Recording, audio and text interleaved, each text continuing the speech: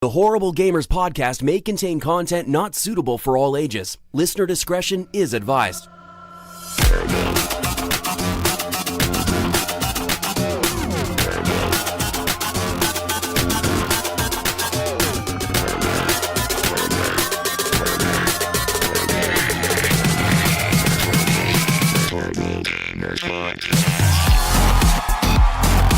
Welcome, ladies and gentlemen, to Horrible Gamers Podcast, show number 251, being recorded on April the 7th, 2019. I am going to be your host, Jesus Gonzalez. So messages watch a lot today. I'm joined by my friend from the West Coast, the best coast, Gunny Chief. Henley Merrill is back. Welcome back, Henley. Welcome.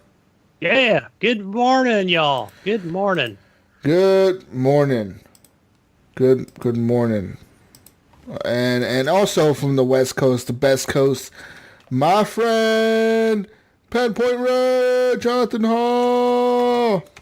PenPointRed, I'm here. Yay. Hey guys, yay! Yeah. My fan is up, but yeah, yay! Hey guys, man, it feels like it's been so long. It's been forever. He's also wearing a wig. Why? We'll talk about that in a second.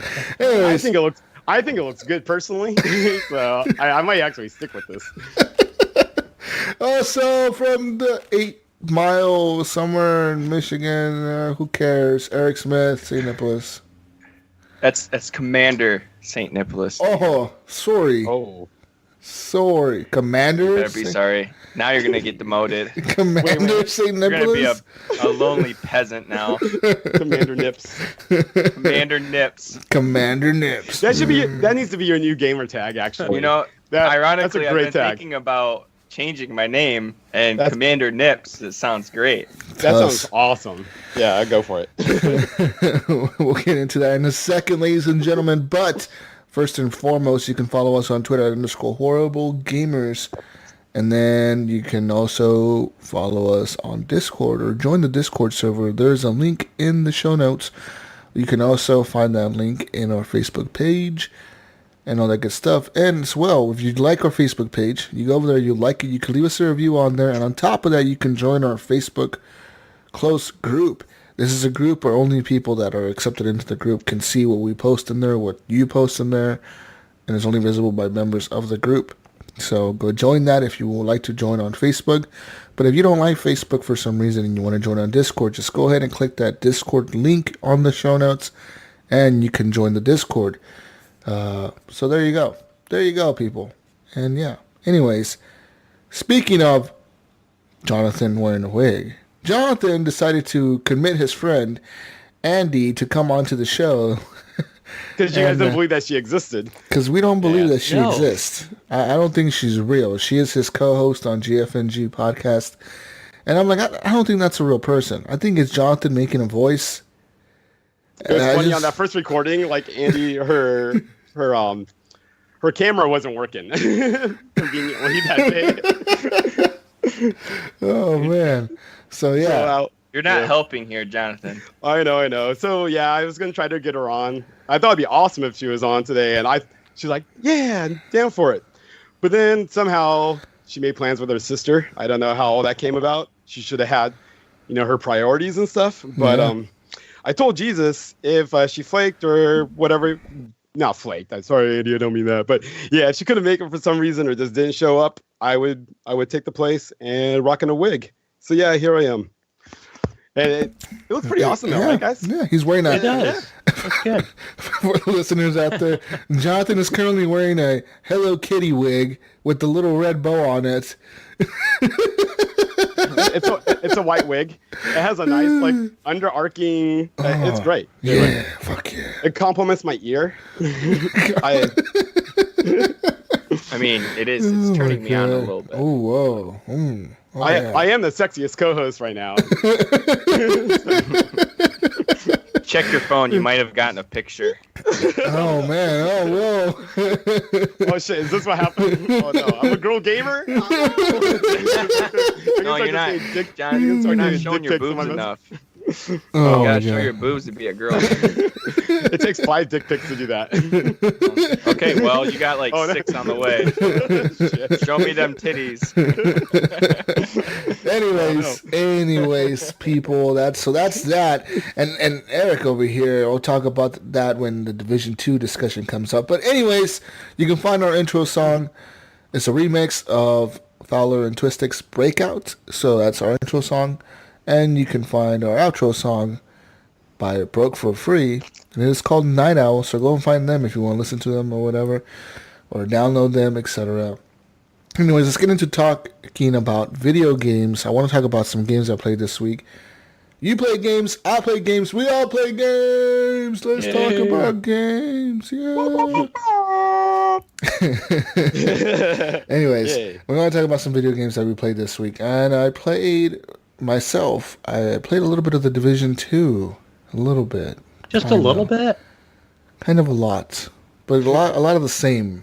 This is not a lot of the new stuff. A lot of same stuff. The thing is, I got the game on PC on Friday, and then I've been playing it. I was playing it all yesterday on the PC, and then so I played it most of the morning. Like I want to say, I woke up like at 8 in the morning. I started playing it on PC. I fucked with the settings, got him going, and then I was playing there for like maybe 5 hours straight, 6 hours straight on the PC, like just playing it. And then I'm like, you know what? Fuck this. I don't want to play all this stuff again. I want to go on my Xbox and play it because I'm way further ahead on the Xbox, right on my account there. So I went to the Xbox. I turned it on. First thing I noticed right off the bat, the game takes like a fucking 2 minutes to load. I'm like, misery. Oh no, you become a master racer. God. I'm like this to the bone, haven't you? This shit is 2 minutes. I cannot. I'm wasting minutes of my life here. This is not acceptable. What the fuck? Because on my PC, I have the game installed on my SSD, so the fucking shit loads up like in 20 seconds, right? but on the Xbox, it's like loading. I'm like, what the fuck? This thing is on. It's at 20% for like 20 seconds. I'm like, what the fuck is it loading? And then I get into the game, right? And then I'm running around it. First thing I notice when I start walking, everything's slow. Like really slow. I'm like, those refresh rates, man. I'm like, this is 30 frames per second, isn't it? And yep, it is. So I was like, oh fuck, this is too slow. No! And then so then, I start running down the street. Next thing you know, I start noticing little things on the street. I'm like, fuck, the textures don't look as good. What the fuck's going on here? These things look blurry. Why does this look so blurry? Why? This isn't the city is a shithole. This isn't 4K. Why does it look so blurry? And then I'm running on the street, and then I find so triggered right now. And then I find some tires. Like they have like those stack of tires. They were all like little triangles. I was like, what is this supposed to be?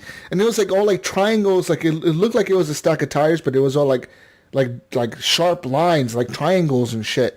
And then I stood there for like maybe 10 seconds, and then it kind of popped in and it became a tire. And I was like, oh, that's bad. Oh no. Oh lordy, no. And then I kept going down the street, dude. And everything just looked like shit. Everything was popping in all slow. I was like, this is... Imagining your character like, what is this shit? What's this shit? This isn't real. Why are there square tires? What's going on? Pretty much is what was going on in my head. I'm like, what is going on right now? What is happening right now? What is this garbage? And safe to say, I was like, you know what?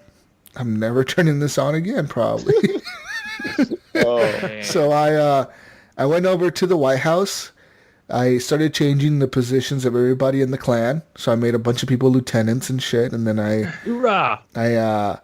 was Commander Jesus, the leader of the clan. And then I relinquished my commandership to St. Nicholas because I was like, I'm not touching this garbage again. What happens though when cross-platform play ever becomes a thing? And it won't. merge? It won't. Okay. It won't for the Division 2. It'll probably happen Oh like, man, the next if that Division. ever happens, you guys definitely need to duke it out in the Dark Zone for supremacy. Oh yeah, whatever. fuck yeah. Supreme leadership. I became a lieutenant last night. Yeah, Fight. yeah. Fight Jesus. I'll kill him. Now I need So to get awesome. fucking Joey to promote me to commander on the fucking PC clan because that motherfucker has commander and he's not promoting me. That son of a bitch. What the You fuck? gotta Promoted me. 1v1 him. I'm gonna leave the Yeah, clan. I'll make my challenge own him to the horrible dark room. gamers. Dark room. Dark Zone. Is he like a world tier? No. But anyways, I think he was level 16 Oh, yeah. okay. So as of last night. So, anyways, yeah, that's pretty much my experience with the Division 2 on the PC. The game looks good. It runs good. I'm running most of it on Ultra. The only thing that I have kind of set to medium settings is the fog, because the fog really fucks with your computer, man. Like, if you turn that thing to maximum high, you're going to get, like 60 frames a second, man. Like, it's not bad. It's way, it's still above 30. Oh, it's gonna go down to 60 frames a second. It's gonna be so hard. I can't believe my eyeballs can even see this. I can't believe I'm putting myself through this bullshit. 60 fucking frames a second. Get him, John. Fuck you, Jonathan. Sick of your masturbating bullshit. But anyways, Mustard nuggets.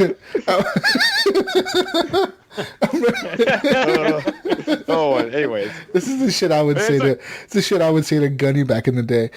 Anyways, I'm running the game like I'm getting around 80 to 120 frames a second, and the game is running pretty stable, so I'm doing good there. There's occasional like moments where like something crazy happens, like an explosion or something nuts goes off, and then the frame kind of dips. It all kind of dips down, and you can feel it when you go from like 100 to 60. Jonathan, you can feel the drop. You can feel like you can see it on the screen. It's just like all of a sudden everything kind of slows down for a second. You're like, whoa, what the fuck? But then it just goes back up like in a second. It's real quick, so it kind of happens once in a while. Differences that I noticed on the PC from the Xbox, like I said, the textures are all just there. Nothing never really pops in. Everything looks sharper, cleaner. The lighting looks better. Just the details of the game look better on the PC. I don't know what it is. Even though it's in 4K on the Xbox One X, on the PC, I'm running it at 1440p, which is like 2K pretty much, and it still looks better. I don't know what it is, man. You would think that it would look better on the Xbox because it is 4K. I would think it would look better, maybe not so much on the Xbox, but on my OLED TV. But I mean, I haven't done any real comparisons since I only own Division 1 on PC. But it does look good just running in 2K. Very clear. There is something to be said, though, about the PC. The PC has a lot of cool features and shit, man. Like, it's just insane to me how good it looks and how well it runs, etc. There's a lot more features that you can tweak and twist. And it's just all kinds of stupid little shit. And I'm really liking it, man. It feels good. The game runs well. Nice. And all the people in the game are cool, whatever. I've been having fun with it, so I'm excited to play it on PC. I bet you have like less fuck-offs on the PC compared to like the console. I haven't really matchmaked because I'm really low level, so it's really like at this point no one really is at my level that wants to matchmake. You know what I mean? Yeah. So maybe when I get a little bit higher level, I'll be able to matchmake with people and play with them. But yeah. The game is good, guys. The game is good. It's fucking cool. The only downside on PC is you can only buy it through Uplay. Like, there's no way to buy it anywhere else at all. Like, wasn't this like an Epic? Oh wait, yeah, the Epic Store, which is kind of weird because you have to go through Uplay. So I just take the whole Epic thing out of the equation. It's just more of a storefront. I just took it off too. I was like, I'm just gonna buy it through Ubisoft. I don't care. Just give Ubisoft the money. Why not give it to Epic? Yeah, and what's cool is if you have like those Uplay rewards, you know how they have those pop up usually, like, yo, redeem your coins for Uplay rewards. Well, I had redeemed a whole bunch of stuff on the Xbox. All that stuff still applied to my PC, so like I could still go in and claim those rewards for my PC character. So it's kind of applies to both systems or any system really. If I had it on the PS4, I can log into my Uplay on the PS4 and redeem all the items again there. They don't care about that. Which is super cool, I think.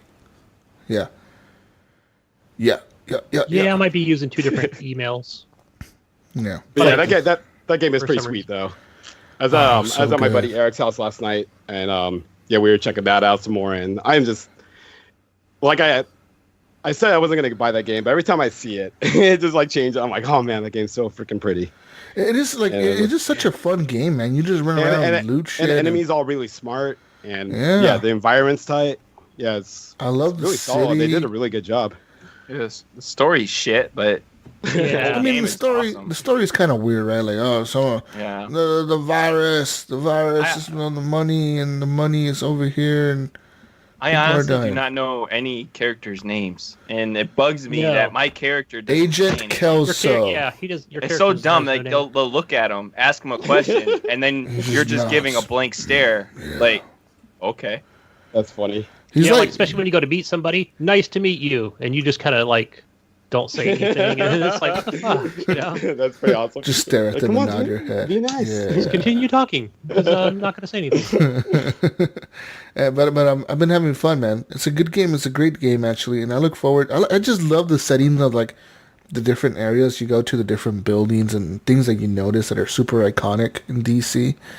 I mean, that looks so fucking cool, man. That is so badass. So yeah, like I said, this would be a perfect zombie game if they just made that world into Oh, zombies. shit. Oh, it would Dude, be. Yeah. dude, we were actually watching I Am Legend last night too, and we were Eric was like, dude, this looks just like Division, and I was like, yeah, I like some of that shit in there would be if they did a special mode like for Halloween, Oh, where it's like yeah. that'd be so I mean, fucking not fun. even zombies, just like infected, crazy psycho Yeah. people. Yeah. Oh, like a weird branch of the People that infection. don't shoot at you, but people that chase you and try to bite your face Yeah. off or something. Yeah. World War Z type shit. Yeah. Yeah. Oh boy. Yeah. Well, they're zombies, Yeah. aren't they? Aren't the World War Z things zombies? They are zombies, but dude, those things were like those were freaking That's scary. what man. I'm They talking would- about. I don't want like The Walking Dead. No, dude. No. I have to like 28. I want like some 28 days More later harder. shit where these motherfuckers are Yeah. jumping fences and breaking through windows and shit. You know, they don't give a fuck. Holy shit! Or they could be like the ones off of I Am Legend. Those guys are fucking smart. They made that Oh booby yeah, trap and they're caught smart. Will Smith. Yeah, Got knocked in the head and his dog. Yeah, they only come out at was- night. That'd be pretty Yep. cool. That'd be pretty cool That would too. be pretty Zombies cool. with a plan. that would be cool. Get on that Ubisoft. Because they do holiday event. have day and night cycles in the game. Like all of a sudden you'll be walking and everything They do. turns into night. So like it'd be cool. Like if you're Oh, like, that'd be fucking creepy. what as if shit. like you can never like they take out the fast traveling in the game, so you can never fast travel. So then all of a sudden you're like, I gotta across the map. How do I get across the map? I gotta hit these safe houses so I don't get caught out at night. Yes.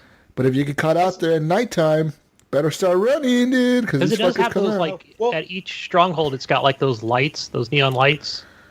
Yeah. Oh, the Sunlights or point to whatever get they're to. called. But yeah, when you guys were talking about this last week, there's actually already a game like this. It's a Dying Light. Yeah, I was gonna say that. It's Yeah, just yeah, like there you Dying go. Light. It Yeah. just needs to come out with another one, No. or team up with those guys and just. The thing My is with forces Dying still Light, climbing there's buildings. always zombies outside. I'm talking like this I would know. be like You want like rare zombies. I want like zombies Yeah. to be like a night thing, like no zombies Yeah. in the daytime. But like if you go into a building, there might be zombies in there. You Yeah, gotta yeah. have like flashlights and not like shit. not like a clusterfuck of zombies like Dying Light, but just like Yeah, some cool ones just to keep you on your toes, knowing that make it something really could be- scary. yeah. Oh, that'd be fun. You know, I posted that on the subreddit in Division, and people were giving me so much crap about that. Oh, Really? that's subreddit. That's That's Reddit. Reddit. For you. Yeah. I'm like, Right in there. Any idea is a bad idea on there. Nobody Yeah. gets ideas. So, Yeah. Yeah, it's like that. It's funny about that Reddit thing where my kid wants to put something that the wife made for dinner on the Reddit. My wife's like, no, I'll get destroyed on there. We even stay away from I there. get to see your wife logging on and just crying. She is just like, the things they want to do. Oh my god, Oh, it's funny, I didn't even He's think like, about all right, that. I won't post That's it there. funny. Yeah. Eric, did people tell you had a stupid idea? Yeah, that's a stupid idea. Yeah. Down vote. Down road. It sucks when I you ended do up it. deleting it in defeat, and I Oh, was just man. sad for the rest of the day. Damn. It sucks Hey, when- would you it sucks have when you- Jesus? Would you have the zombies? Would they climb buildings, or would they just be able to just go over cars and climb ladders? and No. everything like that? I want them to like. I don't want them to be like World War Z zombies where they climb on top of each other. But I do want them to be smart enough to like climb ladders or like break through a window or like jump over a fucking fence without like stopping. All the things that your player can do. Yeah, pretty much anything a human can do, I want them to be able to do, but I want them to be able to do even crazier shit. Like, if there's razor wire, I want the fucking zombie to not care and just run over the fucking razor wire, you know what I mean? Right. Yeah. So you never feel really safe unless you're like in daylight, complete daylight, or inside like one of your bases with like surrounded by like. Oh, that was suck. Yeah. You're all finishing up a mission, and you can tell it's just getting darker and darker and darker. You're like, oh fuck!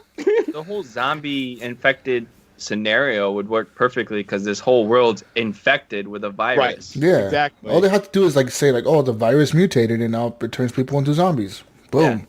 Yeah, but the thing is that they're stuck in this Tom Clancy real kind of world, and they don't want to break that. Someone just needs to slip Tom Clancy some acid, and then boom, you guys are good. Tom Clancy, dead. It's dead, bro. Oh. How dare you? Well, how the hell is he still writing games? Not writing games. This is from a book that he wrote. These were written in the 70s. It's like saying, how the fuck is Dr. Seuss making movies? Wait, are you saying Dr. Seuss is dead? Tell me you're not telling me that. How is Walt Disney still buying companies up? I don't know. How did Walt Disney buy Marvel? You're not telling me. What? It wasn't Walt Disney that... Wait, what? You guys are ruining my reality. What? We are popping so many bubbles for him right now. They went off the rails a little bit with Ghost Recon, having the Predator mode. Yeah, they did. Yeah. So, I mean, just do it again. Just with crazy psycho people trying to kill you. Yeah. Or just a bunch of people with suicide bombers had? Running after you. I mean, shit. Star Wars is the fucking Ewok mode. If they can do something stupid and fun like that, then they can do it. Or put the Ewok mode in Division. Fucking Ewoks chasing Laser weapons. It's just a galaxy far, far away. It doesn't say like when. Oh, that'd be super funny. Those guys are they're fucking scary. What if they mashed up the Division and Star Wars and like Luke Skywalker's coming down from the sky, killing everyone with his freaking lightsaber? So, Luke Skywalker on the subreddit it'd be Luke Skywalker is OP, must be nerfed. Right. Yeah. Yeah. Fuck up. But anyways, there needs to be a guy that can mod and just put a bunch of Ewoks in the world in Division. The game runs good, and it's a good game. I recommend it to anyone that is looking for a good looter shooter. I guess is what this game is. It's so fucking good, man. It's so good. I bought it twice. Fuck. Yes, you did. I saw you log on Saturday morning. I was like, oh, let me get in there and play. Yeah, I'm tempted to buy it on PlayStation. Everything became so hard for me when you logged in, man, because everything was like scaling to your fucking level. You kept going down. I was like, but I had the same amount of difficulty, I think, because I was up at 16, 17 at that point when I logged in Saturday morning, and then, did make it to level 20. Yeah, I'm level 9 now, I think. And today I'll probably play more after the show. I'll probably play the rest of the day, actually, and try to just grind levels. Like I said, man, the game is probably one of the best. It is the best looking world that I've seen so far, man. I don't think of a world that looks this detailed and has this much shit going on in it, that looks this good. And it's like every street you walk down, there's something different to see, man. It's so cool. So fucking cool. Yeah, and a lot of other areas too. Oh, there's a broken window, a building I can go into and get loot. One thing that I noticed, one thing that I noticed major over the PC and the Xbox version is when I shoot my gun, right, because I use an LMG, so I'm like, like I unload like 100 rounds right into an enemy, and then if I stay aiming like with my gun up, you see like the smoke of the barrel of the gun just come out like slowly at the end. And when you're shooting, you can see the heat coming off the gun. Like you see the fucking thing becoming kind of blurry because of the fucking heat of the gun. Like that's fucking cool fucking like little details, that the PC has at the Xbox that I haven't seen on the Xbox. Another thing is like the windows on the PC. When you shoot at somebody and you're shooting at windows, like each bullet, it's visible on the fucking window, which is kind of done on the Xbox. But on the Xbox is not done it's done not as well. I mean, on the Xbox, it'll show a few bullets, but then if you just keep shooting it, it'll like some of the bullets will disappear. You know what I mean? Like if you shoot at a car, you see the bullet holes, but then if you keep shooting it, the bullets start disappearing. Like the holes start disappearing to like being replaced by the other ones. Right. And on PC, it doesn't do that. So it's just stupid little shit like that you notice, man. That it's fucking incredible. I love fighting the people, the hyenas and the stupid sons of whatever the fuck they're called. Yeah, but I think and a lot of that too. I was going to say this real quick. A lot of that too is we're running at 144 hertz, right? Yeah. So that makes a real difference too when you're seeing that detail with bullets and shit. But I'm not getting that 100. You know what I mean?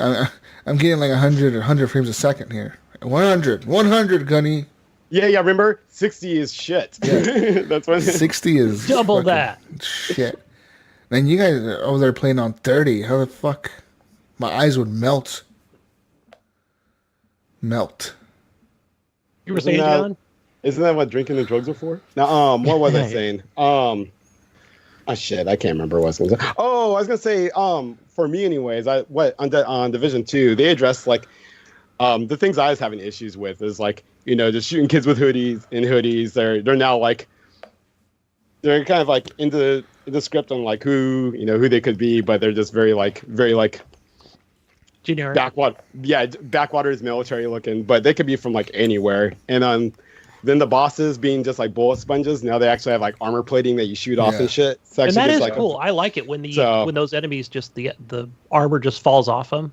It just seems like they listen to a lot of the discussion about Division 1, and they just addressed a bunch of that shit, and it's a solid game. Yeah. Good shit. Oh man. Oh, watching that chest plate fall off, it doesn't matter. I don't think where you shoot the enemy. I'm mostly going for headshots. One thing I gotta give Ubisoft props here, because Ubisoft, I don't know how they do this, how they're able to develop a game this good compared to EA. And it's just crazy. But we'll talk about that after we get done talking about all the games. Yeah. Get into this discussion that we have to talk about today. Anyways, that's all I really played this week. I played... That's really it, man. I've been working like literally fucking 14 hours every damn fucking day. I have so much overtime just in this week alone. This is the first week of the month. It's right. You're gonna need it you're gonna need it for all the PC upgrades that you have to do. No, yeah. This is my thinking here is I'm waiting for next gen, and I know when next gen is gonna drop. I think it's dropping next year, so I'm waiting until after next gen consoles come out to upgrade my PC, because as soon as they come out, graphics cards are gonna go down in price. Yeah, and I'll be able to upgrade my PC to the next gen. Yeah, more above the line, way above the line, super above the line. You're not just gonna go Stadia. Oh, maybe, maybe. Did you guys see that? I don't know if you talked about it last week. How Xbox and PlayStation are gonna have more teraflops than Stadia. Yeah. More? You didn't hear about that? Are those rumors? What are those? More? Yeah. Is this a teraflop off? Well, this is. I mean, well, you gotta come out with something, right? This is the new standard now with things, man. I don't even know what the fuck is the teraflop, anyways. Like, what the fuck is a teraflop? Like, what does it do? It's more than a gig. Let me tell you what. Let me Google that. What is a teraflop? You know what the funny thing is, though, is Google has the ability to just upgrade it easily. Let me tell you, you can't. The teraflop, it is a unit computing speed equal to 1 million floating point operations per second. Is it so? It's kind of like RAM. Is it based? It sounds like RAM. Floating point operations per second. I don't know, man. The fuck. It's 1 million. 1 million. That's all you have to know. Well, anyways, you're not a good PC master racer. You don't know the teraflop. You shut your fucking mouth, you. Man.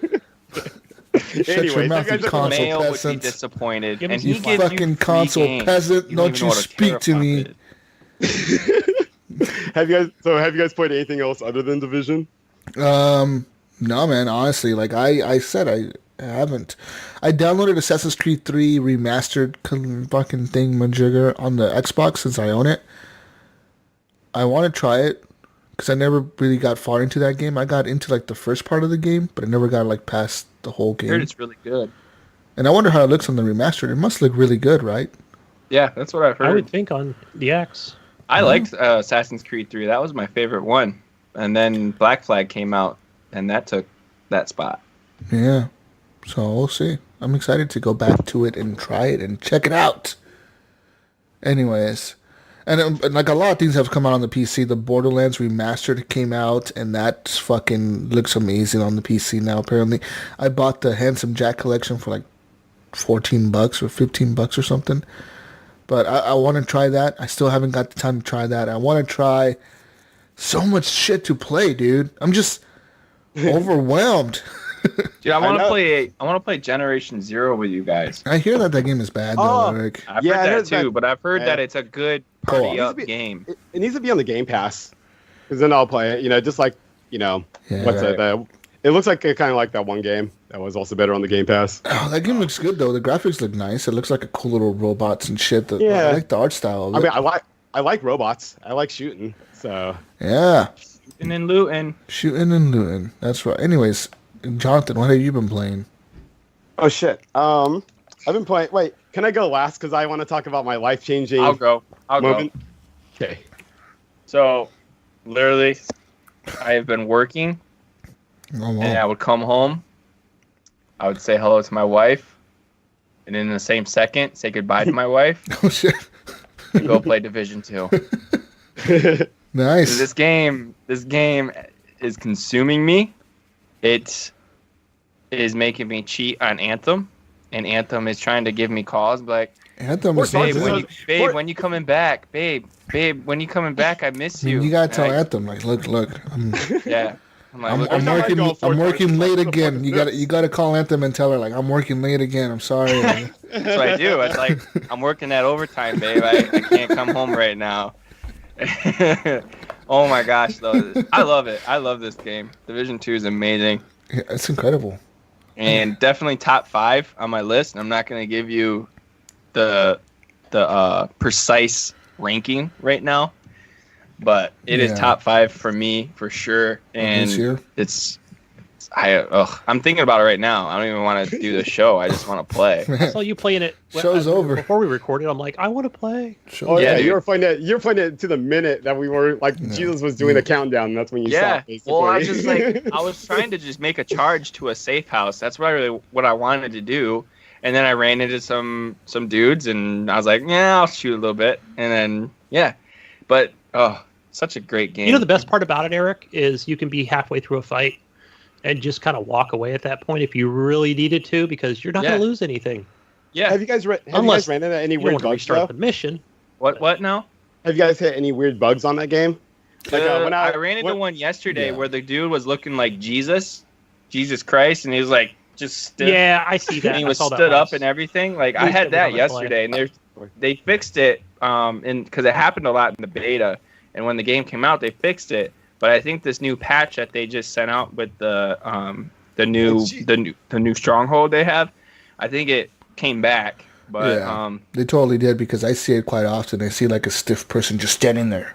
Like I see it quite often. But other than the texture pop-ins, I mean, nothing too crazy. It's pretty flawless. And those texture pop-ins don't bother me that much, because most of the time I'm just looking is that what Jesus Jesus was talking about? Yeah, that's what Jesus was talking about. Yeah. But it seems to have gotten worse than when I was first playing it on the Xbox. I don't know if it's just because I was playing it on PC for like 6 hours straight. It could have been the PC. Yeah. I mean, And switching over? It's the Xbox has probably a slower processor than your PC. Yeah, the only bug I saw was my friend Eric. Yeah, he was doing this one mission. It was a hard one. Like, he just destroyed it though. It was awesome. Except for there was one like just enemy grunt guy that was stuck in the staircase. Like, he respawned in the stairs, so you couldn't shoot him and shit. So you had to turn off the system. And what's he playing on? He's playing on PC. I want this game so bad to be crossplay.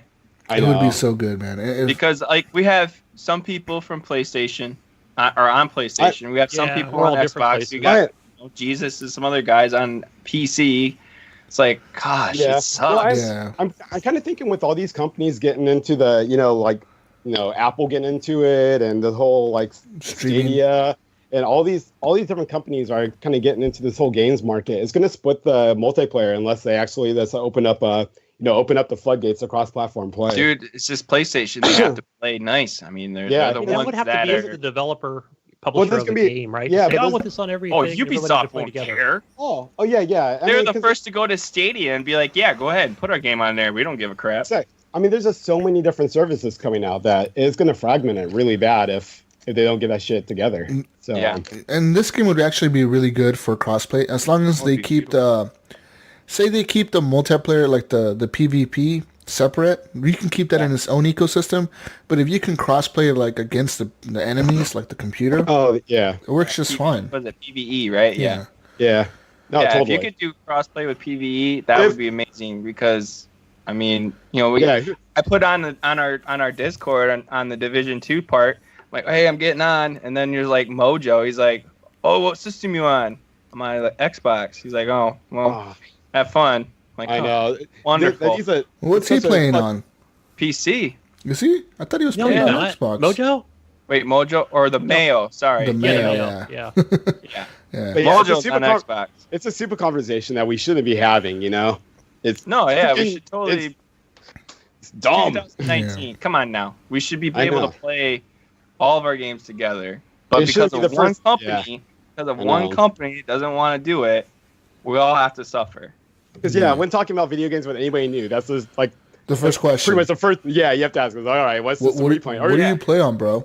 I'm on. Like, oh, well, that's I'm on PS4. Most people that I have asked, like randomly, when like they like talk to me about games, I'm like, well, what do you game on? And they're like, PS4. I'm like, That's what I get too. Yeah, all my Most video people I game friends see are on on PS4. Xbox, and then all my real life friends are on PS4.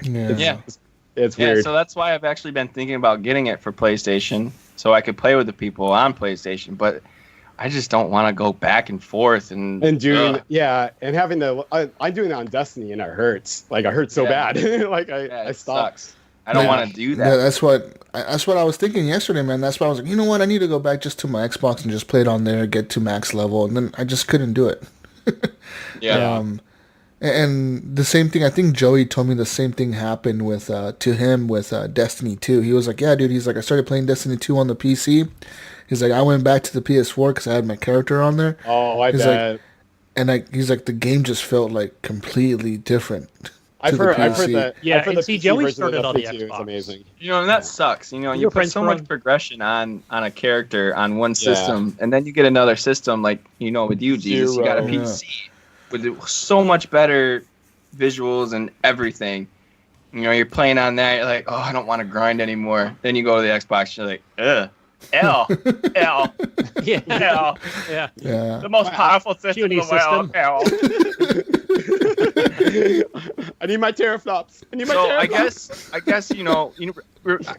I remember when we asked a question about the new Xbox. I guess it needs to have a faster processor. It needs to be able to change parts like a PC. Yeah, that's a tough one, man. What they can do is they can sell their own parts. They could do their own parts. That way they're making money still. I'm actually down with that idea. In the Xbox, you can only put in these parts. It's only maybe like 3 different upgrade things, like a sound. Okay, listen. They're gonna be applauded for letting you change parts. The problem is going to be though when they're gonna get a lot of shit because they're gonna be proprietary parts and they're gonna be more expensive than a regular PC part. And people are gonna notice that because people are gonna be like, "Why am I paying you an extra $100 because of this thing is branded an Xbox processor when I could buy this processor for this much money over here on eBay or whatever for my PC?" How much do you pay? How much did you pay for your graphics card? For the graphics card, I don't fuck, dude. They're like 600. Yeah, 600. I think the Xbox upgrades will be. I think the Xbox upgrades, if they did the Eric's talking about, I think they would be more consumer friendly and probably like $200 max for a part. Well, no, I don't think that low. I think it would be $100 cheaper. But they also have that program that you can do like with the Xbox. You can get it for a certain amount of months and pay a monthly fee, and then you have it. And they could do that with their Microsoft PC parts. Yeah. I think that's what they need to do. They need to do that with the new Xbox. You know, for the big beefy Xbox. I just think people are not going to be have like 5 different ones. I don't think people are going to be into it. Yeah, I don't think they'll we've pay. seen that discussion before. It's like I'm into it, but I don't think they'll pay $500 for like just an upgrade part, because then that's when you're like, well, fuck, I might as well have a PC. And I think basically they're just, if Xbox did it, it'd be more streamlined and not such massive jumps. They would do it. Going to keep them current. They would do it like how they've done this Xbox One generation, where like every 2 to 3 years they'll release a new console that has like a little bit better, graphics or whatever on this new system. Yeah. I guess saying all that, your question could just be, well, then just buy a PC. Yeah, but I mean, but then you have your whole Xbox catalog and Game Pass and all that shit. I mean, sooner or later, that's all gonna be. What I'm waiting for. I think it's just gonna be a controller in like 10 years. What I'm waiting for is for the Xbox people to say that all my games that I own digitally on Xbox are available to play on my PC. That's when things will change. Oh, I'm with you on that, Jesus. No, totally. So it's going to be an app. They probably just need to flip a Xbox switch. App. Yeah, play, log in. Even like the 360 games. Yeah, on your PC, log into your Xbox account on the PC. You launch because they have the Xbox app. You just launch it. Yeah, click your library and click what game you want to play that you own already. I can hear the PC master racers. I gotta open another launcher. I don't give a fuck. I don't care if it's another launcher. Well, just keep it. Yeah, I mean, you, Epic.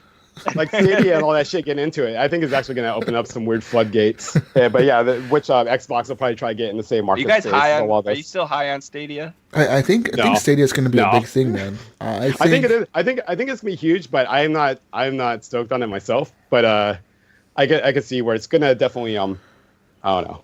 It's going to change shit. I think it's going to change the gaming world. I think it will. Makes the gaming industry better because I mean, as you see right now, Stadia is like 10.2 teraflops, blah. And now Xbox and PlayStation are like, oh well, our system's going to have more. 11 teraflops. We're going to have 10.3 teraflops. Natively. Teraflop off. Miracle. How do they do it? I don't know. I think I'll have a rough couple years, but I think, it will get better over time with Stadia. It's just the internet infrastructure in the United States is garbage. It's not great. Let me tell you this right now. Stadia needs one game to succeed. That's it. Well, they did. They already had one. Listen. All they need is Fortnite to succeed. Fortnite is free. Put that on the front cover. Fortnite is fucking free. If Stadia is... What I'm thinking, Stadia is going to be like a launcher, like Steam, where you buy games and you play them. I think that's it. I don't think we're going to get like this Game Pass. You pay a subscription. No. Put that on the home screen. Let's say put Apex and Fortnite on the fucking launcher and free, and you can stream it anywhere, anytime. You're fucking done, dude. What if Stadia has a rough launch and they can't get up from it? They can't get better. How long? Google has been known to just drop stuff. Oh, completely. And so if you get a launcher and you're buying a $60 game from Stadia.com store, and then Google 2 years from now is like, we're gonna drop it. We're not gonna. What's the difference? Okay, Eric. What? Okay, your argument is that people can drop games. Okay, tell me, can you still go back and play Syndicate on the EA game Syndicate? Can you go back and play that online now? No, because guess what? EA decided to shut down those servers. Can you go ahead and play? Can you go back and play Madden 08 on your servers, even though you own the physical disc? Because you want to own the game forever. You want to own the game forever, Eric. You want to play online forever. Games that are 10 years old. Okay, I'm talking about that's what I'm talking about. I'm talking about Stadia is going to be here, and you're going to build a library, and it's going to be there forever, man. It's the future. I'm sure they have things set in place, Eric, where they're going to have like, well, yeah, this thing failed. Fuck it. I don't probably give some Google credits or some shit. I don't think people. I don't think people. Eric, though. I definitely know. Google Plus fucking failed. Left. Google Hangouts failed. Yeah. Google the Google Glasses failed. I mean, Did you guys? PlayStation can fail. Xbox can fail. Nintendo can fail. Like, things that have come to. Yeah. I'm hoping it succeeds. I do. Everything can fail. I'm just thinking like, what if, like. Right. Okay, what if Xbox? Okay, listen. What if Xbox? What if Xbox fails? What if Microsoft says, you know what? Fuck gaming. We're tired of this shit. It's done. We're gonna just turn it off. Then what? They would sell it. It's like their most successful part of Microsoft. They would sell it. They're second most successful. Second most successful. Windows is still more successful than the Xbox platform. They still make most of their money off of Windows over anything. But say they get tired of it. What if Sony gets tired of making video game systems and games? What if they're like, you know what, fuck it, we're gonna stick to making movies and stereos and speakers and car stereos. That's where. We're making more TVs now. What if Sony's like, we're making more TVs now? Fuck game systems, like. I just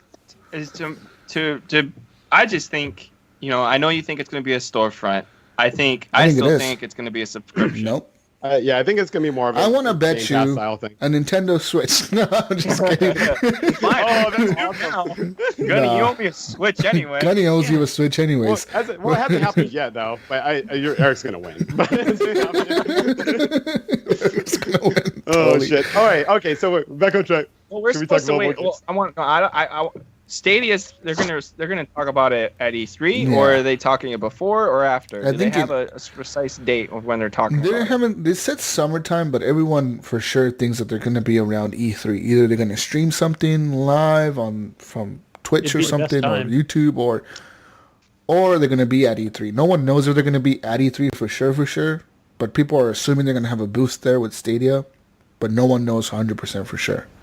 Yeah. I'm thinking they're probably going to be at E3. E3 is going to be lit, fam. I would. So lit. Oh, yeah. I'm so excited for that. Paired up, and then Stadia is going to be there. Sony is going to be there for sure. They're probably going to have a booth, maybe, or something. Just not a I don't think they're going to have a press conference. Or you think they're going to be there at all? They'll rent like a fucking. They'll rent a fucking warehouse next to E3 or something. They'll probably build a like set.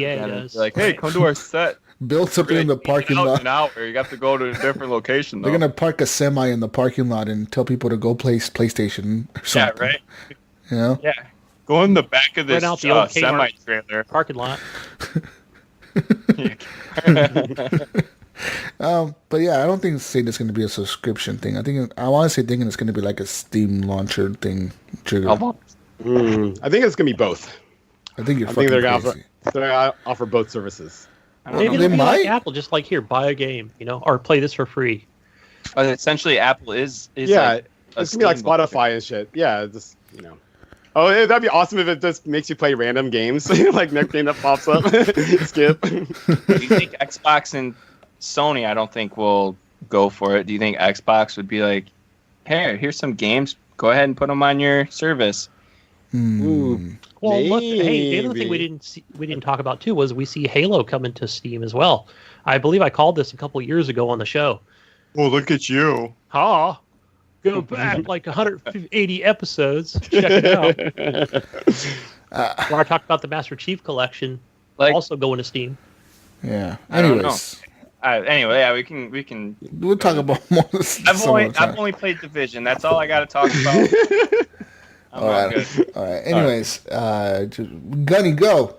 Yeah, I played Division. Really just the Division 2 myself. People are like, fuck, keep moving on here. I played something else, but I want to save it for one of Brian Tulp's questions because I did play it earlier during the week. But yeah, Division 2, loving it. Level 20. Just enjoying the shit out of it. I think we were talking to Joey last night and just talking about a lot of the changes and things we've seen to improve from Division 1, and the streets are wider. You're able to flank a lot easier. More I believe I mentioned that to you last night, Jesus. I was like, crap, I didn't see this room over here, man. I could have flanked. I was really disappointed I didn't see it earlier. Because that's one of my best strategies, man. Just coming up beside somebody and just flanking the shit out of them. Throwing out that turret, pressing E on the keyboard, boom, and it'll focus on that enemy. Right, and they're trying to take down my turret, and I'm just laying down bullets, man, just with the M60. It's fun as hell. Shotguns. I did get a sawed-off shotgun as a sidearm. It's only just a fucking 2 shots, but it's like a terrible aim with that thing. So I've just been sticking with like LMGs and some umps. Those are definitely my favorite weapons in the game. Umps. The man, just lay down fucking rapid fire, like it loads really quick and just you're back up firing again. Have you played anything else, Gunny?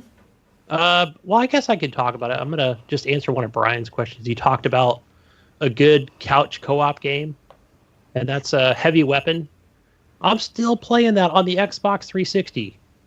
My kid loves that game, and it's a great couch co-op game. We actually made it to like level 8 or mission number 8 the other day, and I was like, fuck, man, we've been playing this game for like 7-8 years now. And it's like we finally reached mission number 8, and we're just having a blast. It was his birthday this past Saturday, so I was like, hey, whatever you want to play, dude, we can just go out there. And it's like the only game he wants to play on there for just a really good couch co-op game. Which one? So love that game. Cool. What one, Gunny? Huh? What one? Heavy Weapon. Oh, okay. Yeah, it's like PopCap Games or something. It still looks pretty damn good. Just running on the Xbox 360. It's like he's using a wire controller. I'm using wireless. That's about it. I played a little bit of the Forza 4. It's old school shit, man. Because I got to get in my racing games. Because that one's not backwards compatible. But really, I haven't been playing any backwards compatible games on the Xbox One. I just go turn the old 360 on and play games on there. But most games you can just play them on current systems. Yep. Anything else? But I mean, other than that, just I know he's like mean. Honestly, old ass games, old man Gunny. That's right. All right, Gunny, you done? But so mean, Jesus. Yeah. Oh yeah. Okay, you done now? Sold my 360 a long time ago. Keep going, Gunny. That's my nostalgia thing. My Keep talking about your heavy weapons and another round of Division. Those are great times with my son to play couch co-op. No, but I tried to play other games this week. Turned the Xbox to play more Metro Exodus and just went back to Division 2.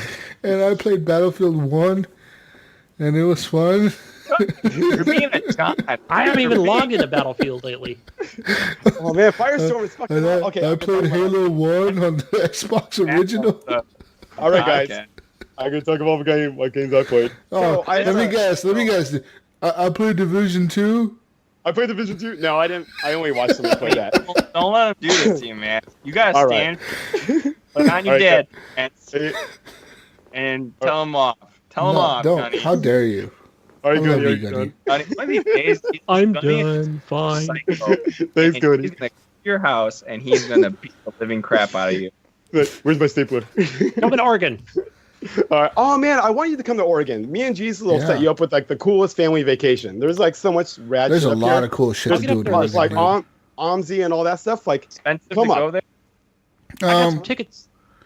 It's not expensive to fly up here. I don't think it's going to be that expensive. Yeah. I got tickets for Brisbane. I think we have a pretty big Australia, mate. Big airport. Oh, that's awesome. Yeah, you can fly up here pretty cheap from California, I think. Even ride the train, like I told Gunny, just ride the fucking train up here, dude, for like a week. Yeah, if you and your family come up, your family can stay at my place for like one night. But just one night. You got a Best Western up there? I'll take it. I just have a 1-bedroom, so they'll probably get sick of it. That's what I'm saying. They'll just be like, "Hey, Jesus." But like what? This Unreal Engine 4 video you sent. Is that real? Yeah, that's apparently that's a demo from Unreal Engine 4 for apparently next gen systems or whatever the fuck that they're planning to. That's the engine that they're planning to use for Unreal Engine 4. That's the graphics that they can put out. But they always say that with Unreal Engine, like you can put out these fucking crazy graphics. And I don't think it's going to be available right at launch, but I think maybe in like the next 4 years or so, we're going to see those kinds of graphics in games for sure. 4 to 5 years. All right, guys. Pair of flops. All right, guys. I'm going to talk about my moment. Okay. All right, so I don't know if I was drunk or whatever, but I had like an epiphany moment. Like I was like, oh, I didn't know what to play. I probably was high, but I noticed I had so many games I didn't know what to play. I had that problem, so I would just play Titanfall 2 because I didn't want to make a decision, and I was doing that too much. So I was like, I'm not playing any of my other shit. So I made myself a schedule, and I think it's a life changer. I recommend doing this or at least trying it out. But for instance, on Monday, it's For Honor and Paladins and Titanfall 2. On Tuesday, it's Destiny 2 and Apex Legends.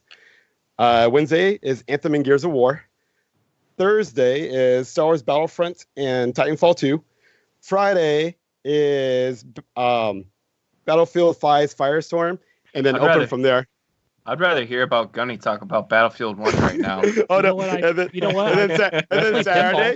And then Saturday is Deep Rock Galactic and Wipeout. So I've actually managed. So I've stuck with my schedule. It's been pretty impressive, and I've actually learned a lot more about my games than I realized. And I've been having a lot of fun with this. If you hung out with your wife, you'd learn a lot more about her too if you fit her in the schedule. Whoa. Whatever. No. Whatever. No, I know. No, this is actually it's just like I'm not gonna fucking play all these games every night. Like if fucking Tuesday I go clubbing instead, fuck off Destiny and Apex. I don't care. It's been kind of nice. But actually I have a little note though. So today, actually one of the things I want to talk about is Star Wars Battlefront. They actually just came out with a new mode. It's like I don't know, like Super Supremacy or something like that. But it's like I heard about this. It's actually pretty fucking tight. So it's droids versus the Republic. You land on this big ass map, and there's like 5 like capture points. And the first team that capture all 5 of them, at one time, they're the winner of that match. And then it proceeds like everybody jumps on these drop ships, and then you fly up to a space station, and then the loser has to defend these 2 holding points. The whole time, and the attacking team has like so many lives to do it in. This is a mode straight out of Battlefield, and Battlefield is called no, it's the new mode that they've added. It's not it's a Battlefield. It's not Conquest, but it's the one that they added in Battlefield 1 where like each team everybody like you have the attacking team and then you have the defending team. Like say for example the Germans are attacking the Allies and the Allies have to hold these 2 points. And then they get pushed back, and then it turns to the next day, and then they get pushed back, and then depending on how far, like, say, like, you hold them off in the last line as the defenders, like, you hold them off for, like, that battle, you beat them.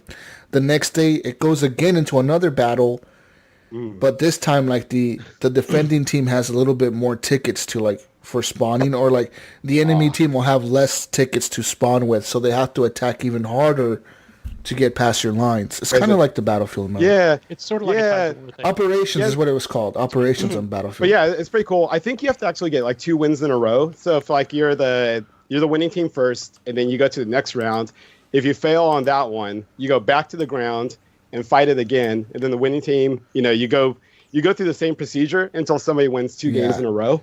Does it ever go into like a final stand? Because I know in Battlefield 5 or 1, in operations is if you say like you guys are at a stalemate, like each team one wins one, like you guys are just keep going back and forth.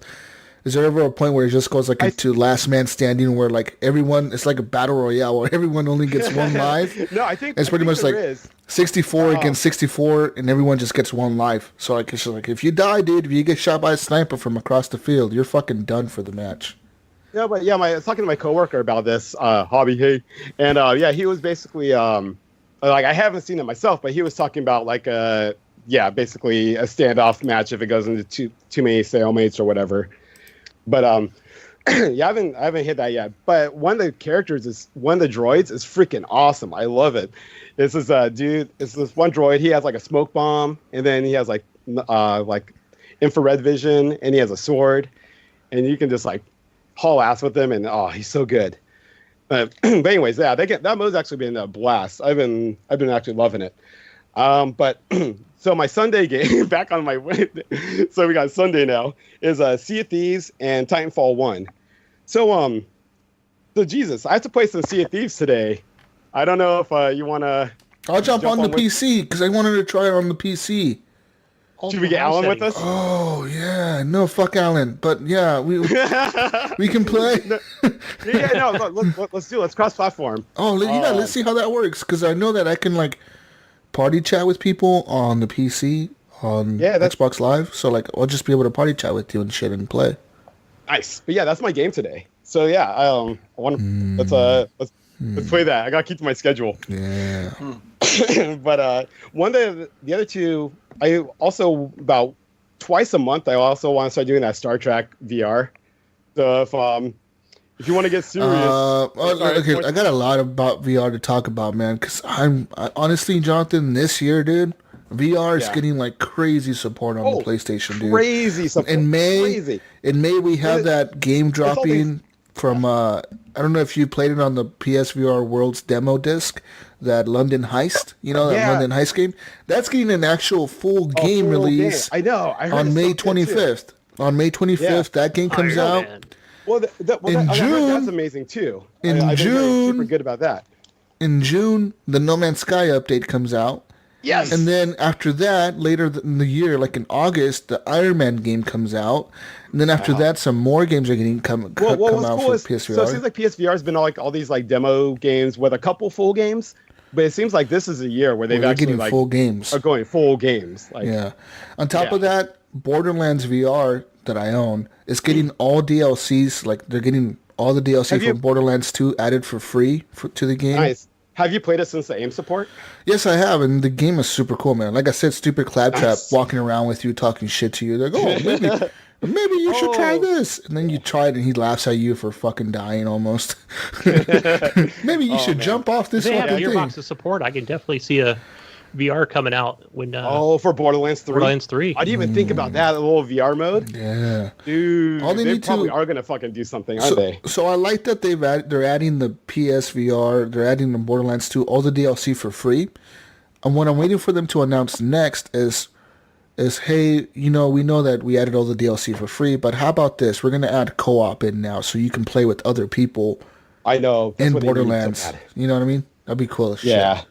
But anyways, that's all the games I played. So I played a ton of games, and I enjoyed them all. And each day I was playing the one game. I couldn't wait for the next day to play the other games. So I recommend doing the schedule. But definitely give yourself 2 game options. That way, if you're not feeling that game, you have another backup one to go to. Fucking job. But I'm telling you, did you discover what scheduling is? I enjoy all my games now. Did you discover what scheduling is? I saw that on Twitter, John. I learned about scheduling when I was in fucking a senior in high school. It's called having a planner and writing shit. Dude. I would have mine filled out. It would just be. I play Division. Yeah. My other rule though is so I can play other games, but what day was it? I think on Tuesday the new Marvel vs. Capcom came out on the Game Pass, so I can play other games that aren't on the list. As long as they're not on the list, I can play it because that'll encourage me to play more games. Oh, so you're trying to you have like a free day to try new games. Yeah, I can play Titanfall 2 or say Tuesday, Destiny 2 and Apex, but I can play as long as I don't play any of the fucking other games on the list, like say Warhammer or that Vermintide. I can play that or something like that. So it's just encouraging me to play more games is what I'm going for. I don't need encouragement to play more games. I play too many games. That's my problem. I have too many games. Make a schedule.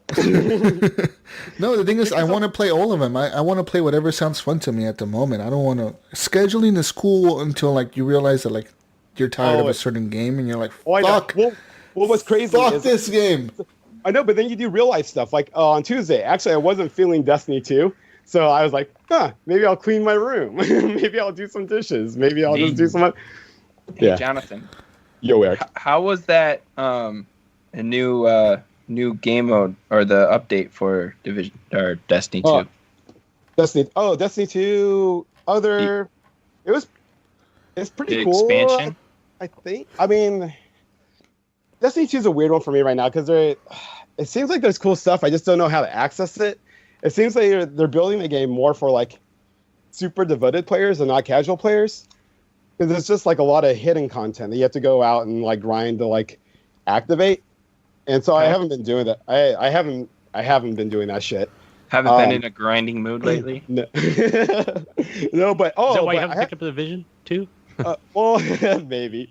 No, it's because I've been too busy grinding on fucking Anthem, which I actually I beat that game like last week. Because of my schedule, I beat it. It was awesome. I was like, I'm playing Anthem today, and I'm gonna beat it. So I beat it, and it's great. It gives you a couple more strongholds. The last update they did on that game is it's so good. Like there's no longer a load screen to get to the forge. So when you're on your menu where you see your dude and shit, you can hit the forge button and boom, you're right there. Tweak your gear, and then go back. Like I don't know why it's so hard. I know. Why couldn't they just do that in the beginning? I know, it was so dumb. Because we're beta testers. That's I know the fuck. Oh no! What are you talking about, Gunny? It was a demo. Yeah, okay. But no shit. So yeah, they're still fixing that game up. I mean, there's a lot of stupid shit on it, but which we'll talk about later. But for what game? Anthem. That shit storm. But I've been enjoying it still. Speaking of Anthem. All right, I'm done. Let's get into our square table here. Our round table. It's a round one this time. Our circle. Our square, here. Our square tires. Here. Square tires. It's not really textures are not loading in yet. Weird. Someone carved in a number 2 with like a division kind of text. Weird. On my side, it's looks good though. Whoever did it, great job. It says here that Anthem, guys, wasn't even supposed to be called Anthem, according to Kotaku. Jason Schreier. So Jason Schreier, editor over at Kotaku, reporter or whatever, journalist, he went out and did a bunch of stuff. He talked to a bunch of people from BioWare on the down low key people, low key. He went over there, he talked to them, he emailed them, he Skyped them, etc. Discord chatted with them on Xbox Live. Met in the dark alley. That's how I picture it. And they gave him the scoop, the inside scoop on Anthem. So apparently the game wasn't even supposed to be called Anthem. It was apparently just a few days before June 2017 E3, where EA had their big reveal of Anthem, that they changed the name of the game. It was supposed to initially be called Beyond. They even had like posters and T-shirts and hats and fucking stickers and shit to give out, and they're like, "Fuck, nope, Beyond, we cannot trademark that. Let's Anthem, we have that trademark. Let's go, Anthem, let's go." So then they're okay, Anthem. Like so the people say when they went on stage and they were talking about Anthem, and then when people started asking them like, "Well, what does Anthem mean? What is the Anthem? What does that mean?" They were like, "We don't fucking know." It's like beyond our knowledge. They literally didn't know what to tell the people when they were asking them about Anthem. Like, what is Anthem? It doesn't make sense. What does this have to do with anything in the game? And then the people were like, we don't know. You're told by our boss to just call it Anthem. Or our multiple bosses or whatever. And then apparently, just besides that, I mean, the game, they had been working on it since early 2012. Apparently right before Mass Effect 3 came out. So they've been working on it for a while, and then they were working with Mass Effect Andromeda at the time too. That was just like the early development stages of Anthem. They were just kind of like tossing ideas out there. They were working on Andromeda at the time. But apparently, like right before that, they were going to release Dragon Age Inquisition, and they released it. And because of Dragon Age Inquisition, they said that's what really led to the downfall of Anthem. Because they said they released Dragon Age Inquisition back in, 2014, right? So they released Dragon Age Inquisition, and the thing is, Dragon Age Inquisition had gone through, like, development hell. Pretty much that game, EA told them to change the way they fucking had mechanics, and they're like, no, toss that out, I need you to do this.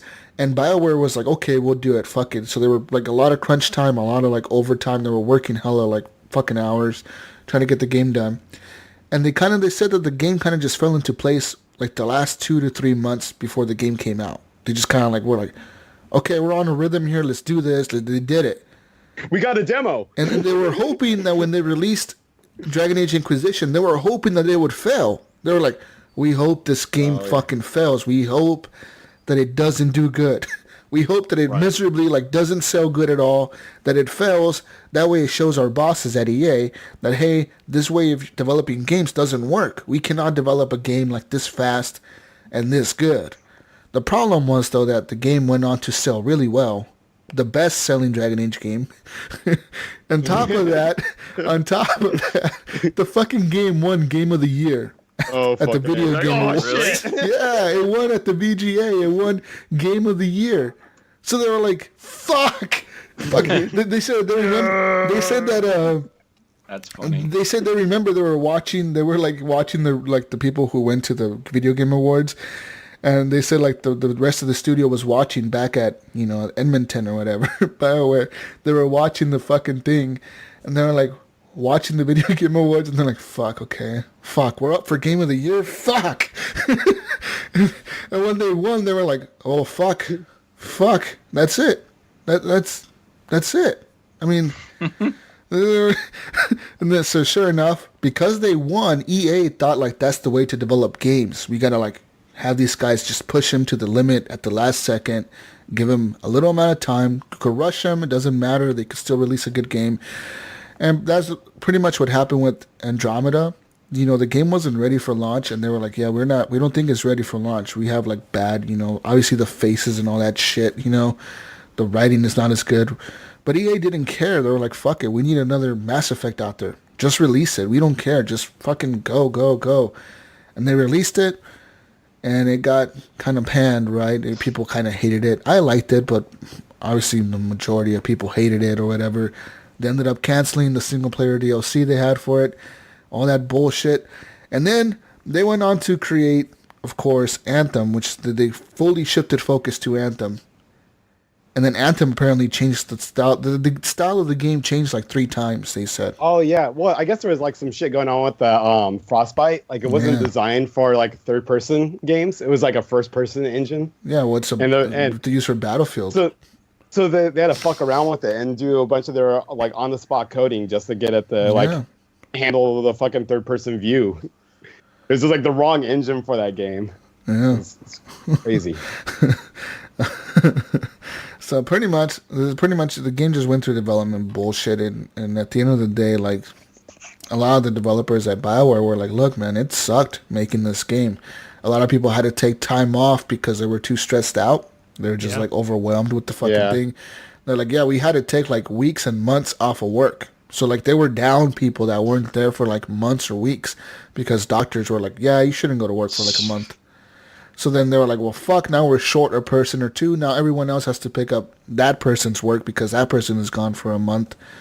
So then everyone else has to, like, do double the work, But they were already doing double the work, so now they got to do triple the work.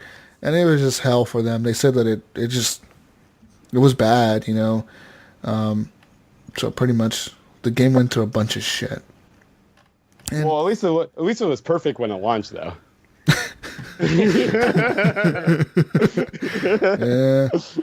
Yeah, and apparently, like they say that the writers had a lot of trouble writing for the game because the game kept changing the style of the game. Oh, I bet because the main enemies, the Scar, I can't even if I wanted to draw a picture of one, I have no idea what they even look like. They look like a bunch of garbage just stuck together. Like and the guys with the shields, I have no idea what they look like either. Like, not a fucking clue. I would draw a shield and a bunch of garbage behind it. That's like, there you go. They're the most indescript enemies I've ever fought against. Like, it's crazy. I don't know what they were thinking. The main writer for Anthem says he left BioWare in early 2016 because he was like, "You know what? I don't want to make this game. I don't want to write this. I don't even want to play this fucking game that I'm writing." It sounded like this was never going to happen. And he quit. He left. Banned. He was like, "Fuck it, I quit." And he quit. And he says when he quit, they brought in a bunch of new writers that had no idea what the story was going on at the time. And then pretty much after that, fucking just they had like new writers, and the whole story kind of changed for a second. It was kind of shitty. Yeah, that's crazy, man. And I heard that someone said that Frostbite is just a horrible engine to work with. It's just straight trash. I heard it's good on first-person games. I guess it's like beautiful and just does them excellent. But if you try to do anything other than that, then it fights you. Yeah. I heard too that they had people that are that know how to work with that engine. They all had to leave and work on the new FIFA game. And that's right. Yeah. A bunch of people were left trying to figure out how to use the Frostbite engine and make it work. Yeah, they had to go work on that cash cow. So do you guys think that? So do you think EA should have actually like had other, companies under their umbrella actually help out with that? I think they should have just let BioWare do their thing and not stick their hand in the cookie jar. Because it's a perfect example with Apex. EA had no idea about this game, and this game dropped, and it's probably EA's most successful game right now. That's true. Yeah, they didn't fuck with it at all. They just need to let BioWare, honestly, just needs to part ways with EA if they can. Yeah. And just do what, Bungie's doing, just make their game.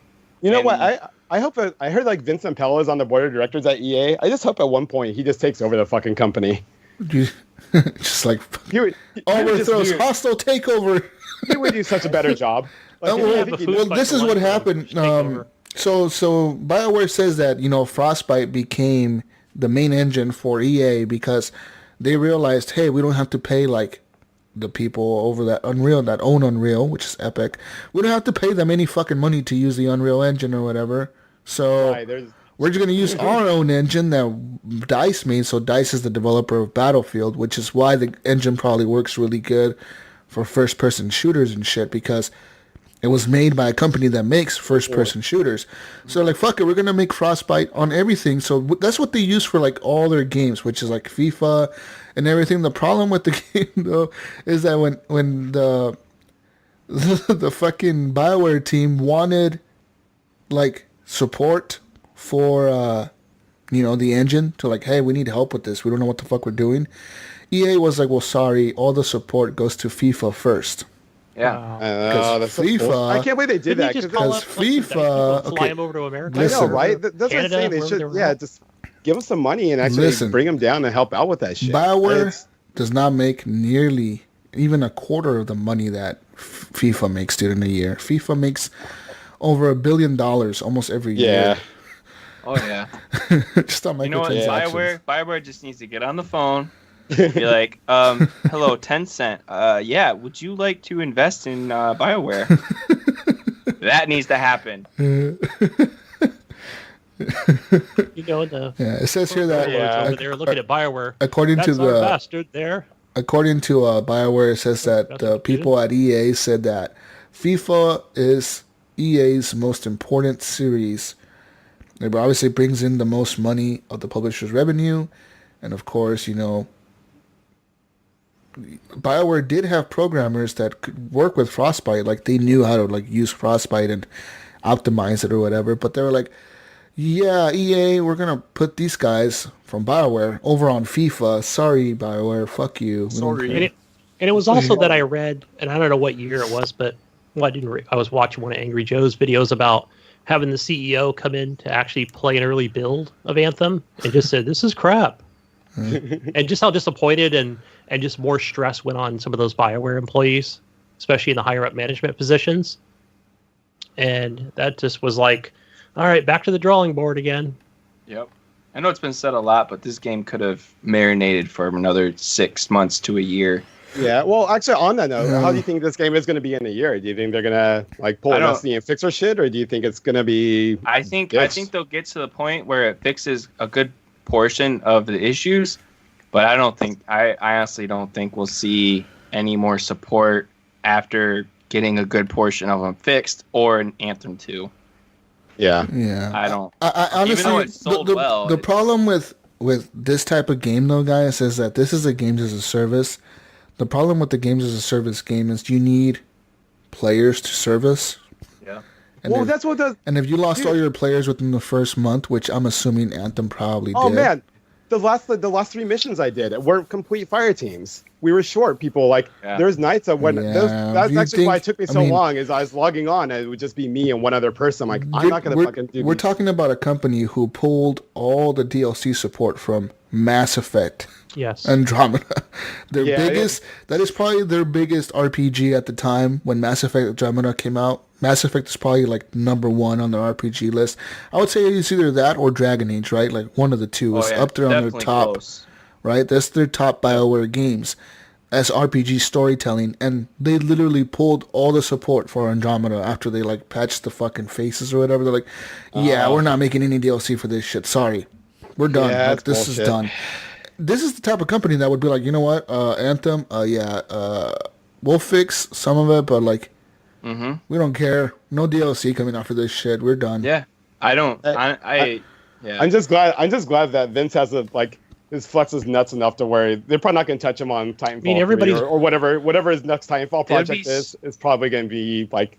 Oh no, EA's gonna want to dip something in there. They're gonna want an input or Frostbite or whoever. I don't know. Oh yeah, we'll see how it goes. But I at least they have that Apex money though. They're kind of like, So, well, Apex is the good thing is that Apex is now a breadwinner for them, a major one, because they have a free-to-play game. They have a huge following there now on Apex. Oh, if they can milk a lot of people for money on those passes or whatever, EA's going to love them and it's going to let them make decisions. It's like they said, dude. FIFA got all the support because what? FIFA is the money maker, dude. They don't give a fuck about nothing but money. That's all they give a fuck about. Yeah. Yeah. I mean, and in their defense, they're a company, so they need to make money. Yeah. Which they don't care. That's all they see is dollar signs. Yeah, but what's dumb is it seems like they could be making more money if they did shit right. And that's definitely. Well, it seems like they did it half-ass, right? Oh, it's with Anthem here. Like if they would have just let BioWare do their thing, let them do a game like they know how to do, like with Mass Effect 1 to 3. Pay them whatever money, get the Epic engine or the Unreal engine that they were used to, and and let it just come out. It could have came out next year, and because it was crazy. Because when that game launched, when it got revealed. What launch? When it got revealed at the first E3, people were stoked. Like they're like, wow, this new IP looks dope AF. What's funny is that whole scene that they showed at the E3 that was all dope. You get so fucking sick of that now while playing that. Like that little stretch of jumping into the water or whatever. Fucking A. The song and just like going from the. But like, it's like, where did the hype go, man? Because like nothing. They showed that nothing was really said after E3, and then it came back last year to E3, and then people were shitting on it. Like, why? Because EA. It's because of their reputation that happened with the Star Wars microtransactions, and then and then Mass Effect Andromeda. So that affected Anthem. Anthem didn't do anything. No, they just showed their game, and they showed it in the AR kind of style. What is that? What's that called? Not like a 3. It's like a 3D, but it like pops out of the screen. Augmented reality? Yes. Yeah, and they had that at E3 last year. It looked cool, but people were still shitting on it, like, "Oh, this game looks just like every other game." It's funny how much shit EA. I'm actually starting to understand the shit that EA gets, but luckily, for me, all my EA involvement is mostly from Respawn, and people fucking love Respawn. Yeah, all right, John, can we see the future of Respawn Anthem go into the hands of DICE? Or Respawn and saying, "Look, this is your baby now. Take care of it," because everybody's burnt out. I'm telling you, Vincent Pella just needs to take over EA. Once that happens, then we're in good shape. The thing is, it won't. They're not gonna shift developers like that, Gunny. They got DICE working on the next Battlefield or whatever the fuck they're working on. Probably the next Battlefield. Oh man, the next Star Wars. They got them working on that, or the next Star Wars Battlefront game. They're either working on the next Battlefront or Battlefield. Which one of the two? So what happens to Anthem? Is it just going to go to die? Anthem is gonna be sticking with BioWare, and BioWare's probably like now they're probably developing a new Dragon Age fucking game. They're making Dragon Age. They're making that new Dragon Age game. Game, right? Yeah. So their attention's on that. They're not gonna have their attention on Anthem. And like I said, that's why I feel like they're just gonna make it.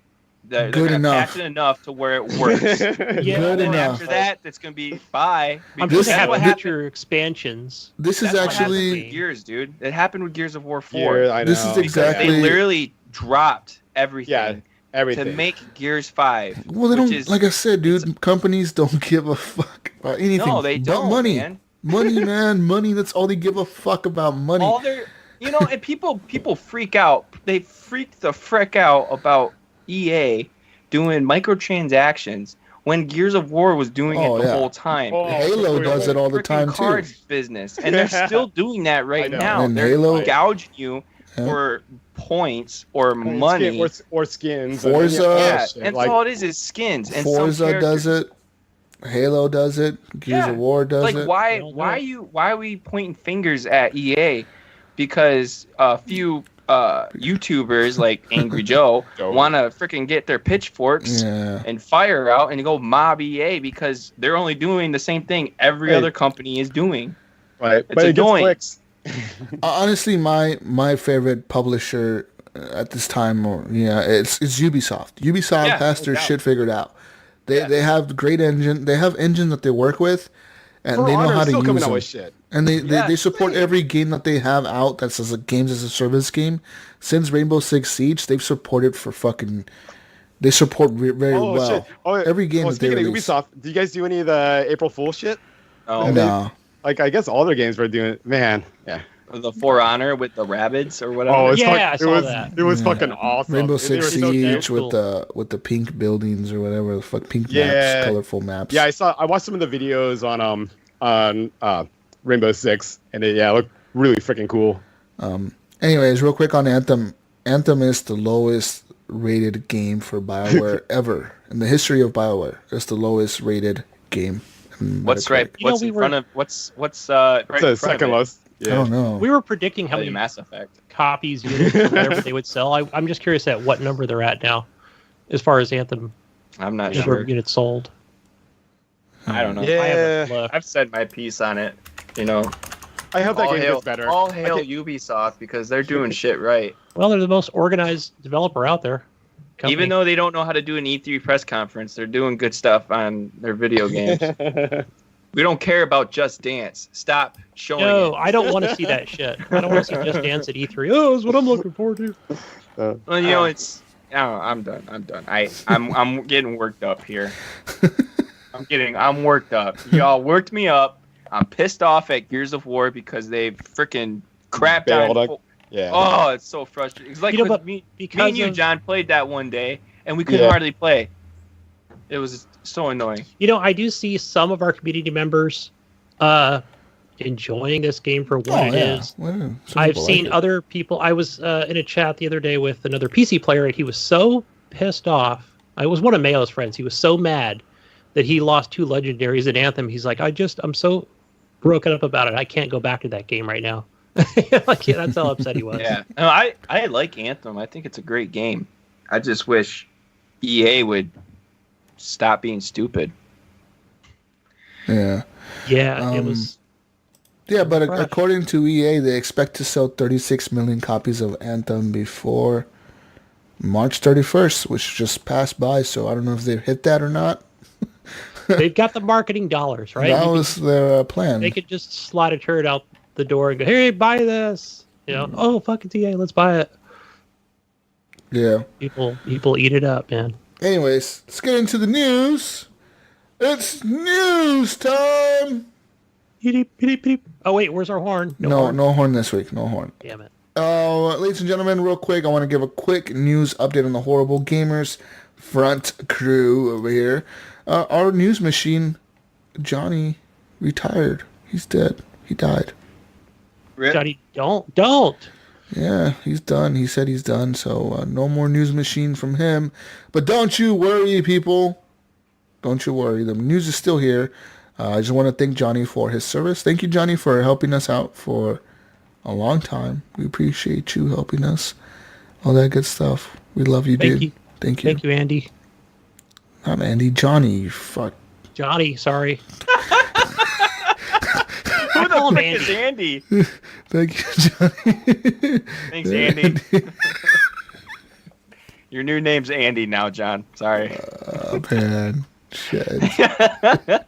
I'm not even. I'm gonna leave that A lot in of there. Division 2. I don't care. Gunny, you're a funny guy. You're a funny So guy. you tell I love Gunny's it. not paying attention at all. He's just like Quit playing video Johnny, games, Gunny. Johnny, Andy, it all rhymes. Gonna thank you, Andy. Anyways, thank you, Johnny Don't, for your help for the last few years being the news machine. But Anywho, let's get into the news. It's news time. First piece of news we have here is coming straight out of the Xbox world.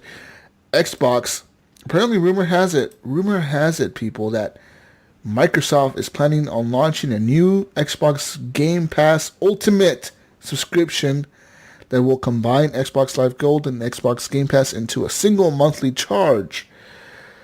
Apparently, Xbox Game Pass Ultimate is going to be around $14.99 a month. So there you go. Will that become the standard? No one knows if they're gonna release this like the new thing where like it's a monthly price.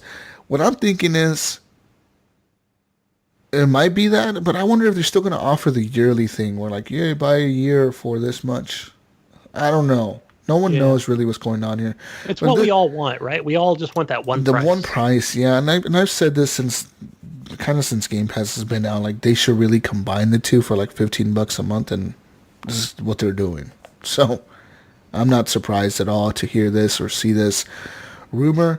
It says here that apparently if you subscribe to 1 month of Game Pass and 1 month of Xbox Live, currently you're going to be paying $19.98 because they're both $9.99. But if you say $5 now, Jonathan, because I know you pay monthly, right? Yeah, you're muted. Can't hear you. Yeah, but we talked about this on the Facebook group. But we'd like to see that one price, at 15 or 19, whatever it is, so that people like us can go buy that 1 year card off of Newegg or CD Keys, at like $30 to $40. Yeah, that's the better value. I just don't know if they're going to have those cards anymore. They need to make. I think they will. They need to make Xbox Live cheaper because people on PC eventually. aren't paying for Xbox Live, right? No, we're not. No. Yeah, so why? You have to pay for Game Pass, though. Yeah, I mean everyone's But got Live Game is free. Pass, so if they can just put it all in one, that's what they should do. Make it $25 a month. Whoa. A little steep. 30. Jonathan, you're muted, bro. We can't hear you At all, Jonathan. Shit. Oh my! I pulled my thing out. Sorry, guys. $19.99. He pulled his thing out, guys. If you guys were watching the live feed, no, but no, I think that's $30 a month. What are you talking about, Eric? You're crazy. You said They need 25. to make it cheaper because people on you PC, like double the price that they're charging. people on PC aren't paying for it.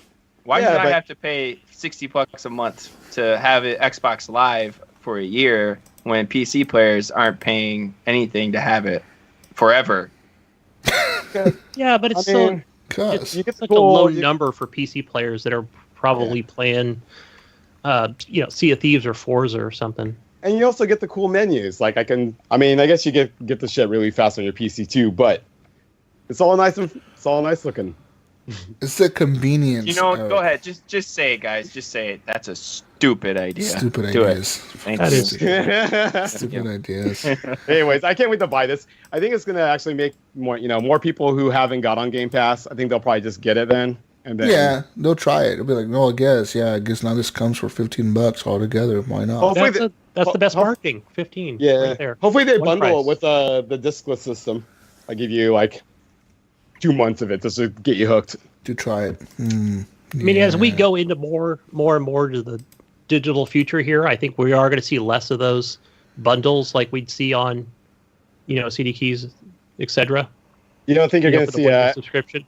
You don't think you're going to see like a Stadia CD keys or whatever?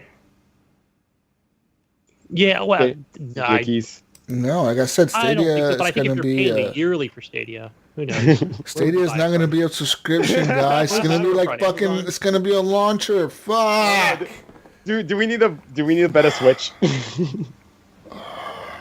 It's not going to be a motherfucking... service. For a month. It might have that as an option, but I think the main thing of it is going to be a fucking like a launcher, like a Steam or something. I think so. It's got to have a. It's not going to be Game Pass. You're not going to have Game Pass on fucking Stadia. You're just not. You're not. It's not going to happen. I kind of want to bet. I kind of want to bet you. I kind of want to bet you on it. You want to bet me? What do you want to bet me then? maybe what can we bet? I don't want to bet anything stupid like a Switch because I'm not that crazy. Right? Maybe we'll just buy the other one food one. We'll figure something. Buy some drinks at Outrage or something like that. and food. All right, drinks and food at McMiniman's somewhere. McMiniman's. Oh, cool. Because there's one by both of our places. Yeah. So loser has to drive to the other guy's place and buy McMiniman's. That's awesome. Okay, cool. Stadia. I have a choice. Especially but what if we're both right? Or download the launcher. What if we're both right, dude? What if it's a subscription and like a Steam thing? And I know. I think it's gonna be both. So then we'll just go have dinner together. Yeah, fuck it. Smoke each other out. Yeah, fuck it. Anyways, speaking of Xbox Live going into a single price, Xbox Live Gold subscriptions are now getting a price hike in the United Kingdom, starting next month. So beginning May 8th, you will see 12-month subscription raise from £39.99 to £49.99. It's a £10 raise, people. Also, monthly subscriptions are going to increase from £5.99 to £6.99. Also, 3-month subscriptions are going to be getting a price hike from £14.99 to £17.99. And a 6-month membership is going to stay at the same price, though, for $29.99. Says here in the follow-up statement, Microsoft said, and they elaborated, to ensure gamers have consistent pricing for Xbox Live Gold across Europe, we are making changes to the UK pricing from May 8th. This new pricing is aligned to the changes we made in the region in 2016 as we strive to offer our members premium gaming and entertainment services at a fair price. There you go, Eric. You're getting a premium gaming and entertainment service at a fair price. You just have to move to England. Actually, I want to hear Gunny's response to this, but I want to hear it in his UK accent. I want to hear UK Gunny talk about this. It'll probably end up Australian, because I'll be there in June, eh? Nice. Going to Brisbane. All right. So, what do you feel about this price hike, UK Gunny? I think it's time for it. I don't know. I don't know the pricing of UK stuff, or I mean, does that mean we're going to see one here in America soon? Apparently what they're saying is they're making it so they're doing it because it aligns with the rest of Europe, the pricing in that region, the economy, or whatever. Yeah.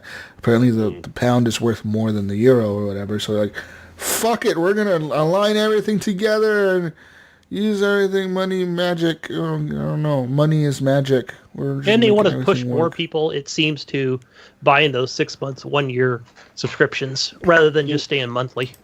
You mean pounds are magic? Pounds are magic. Dude, money is literally magic. No one knows what money is worth. You can this piece of paper, this Post-it note is not worth $20 because the government says so. That guy on TV late at night, he will tell you the price for your gold. Oh yeah. That gold is worth 14 carats, 16 and you got an ounce. I'm paying bits. Just send them to them, and they'll send you an appraisal. Anna. Money is like Bitcoin. You think Bitcoin is stupid? Money is stupid. Money is worth stupid shit. It's not even based off of gold anymore. You can give it to me. It used to be we had to base it off of how much silver and gold we had in our reserves. I remember that. Now it doesn't matter. Now it's like we owe 30 trillion to China. We don't care. We're worth 50 trillion now. We just keep printing more money. That's what we do. No one gives a shit because no one cares. No one understands the value of money. Everyone just makes numbers up. Yeah. This is not worth. A dollar is not worth this much Canadian money.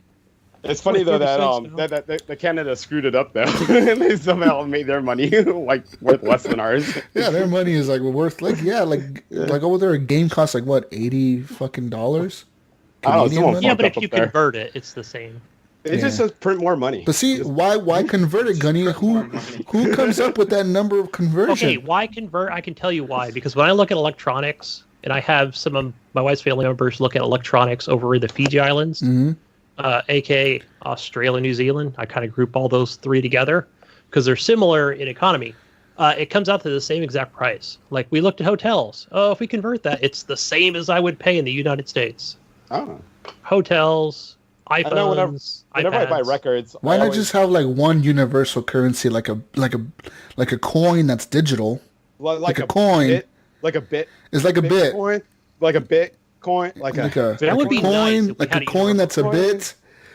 There's And gotta be something like you that. kind of do math and figure out the value of this coin bit. Oh, you could buy a video card and make it dig for Make Bitcoin. more? You About make your debit more? card, You essentially, mine more when I pay for things bits? over seas, it comes out to the same prices I would pay here. I'm just saying, money's bullshit. Who cares? It's all fucking Yeah. Well, they made always up.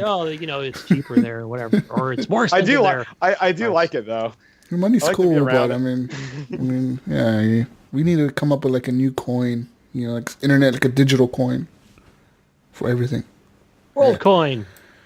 Anyways, people, speaking of subscriptions, now the United Kingdom's Competition and Markets Authority is launching a consumer law investigation into video game companies Microsoft, Sony, and Nintendo over some of their business practices, it announced on Friday. It says that the CMA is now concerned about whether or not some of the companies' practices are legal, including their use of auto-renewals for subscription services like Xbox Live, PlayStation Plus, and Nintendo Switch Online. It is also looking into the cancellation and refund policies and their terms and conditions. It is said it is written to Nintendo, Sony, and Microsoft requesting information on their online gaming contracts, and it's calling on people who use these services to tell the CMA about their experiences. They said this, quote, rollover contracts are becoming more and more commonplace, and it's essential that they'll work well for customers. Our investigation will look into whether the biggest online gaming companies are being fair with their customers and when they automatically renew their contracts, and whether people can easily cancel or get a refund. Oh my god, canceling EA access was fucking Oh, it's brutal. a fucking hellhole. It says here, so many hoops. should we find that the firms aren't treating people fairly under consumer protection law, we are fully prepared to take action. Action. You're going down, Microsoft. This is the fall of Xbox, PlayStation, and Nintendo. Fine. Question: doesn't everybody you know, have like roll? Isn't that like? Doesn't everybody do that though? Like, What I do you can't think mean? of a company that doesn't do automatic rollovers. I feel like this is a whole Stadia setup. Stadia is I know. doing this. Stadia's paying them to Oh, investigate. Google. Yeah. Oh, this is an inside job. This is how they Dude, win. This is how they they take win. him bring down. them all down. They bring them on. Sue Yeah, them all. Google that. Sports. You're like Google that, motherfuckers. Google that, motherfuckers.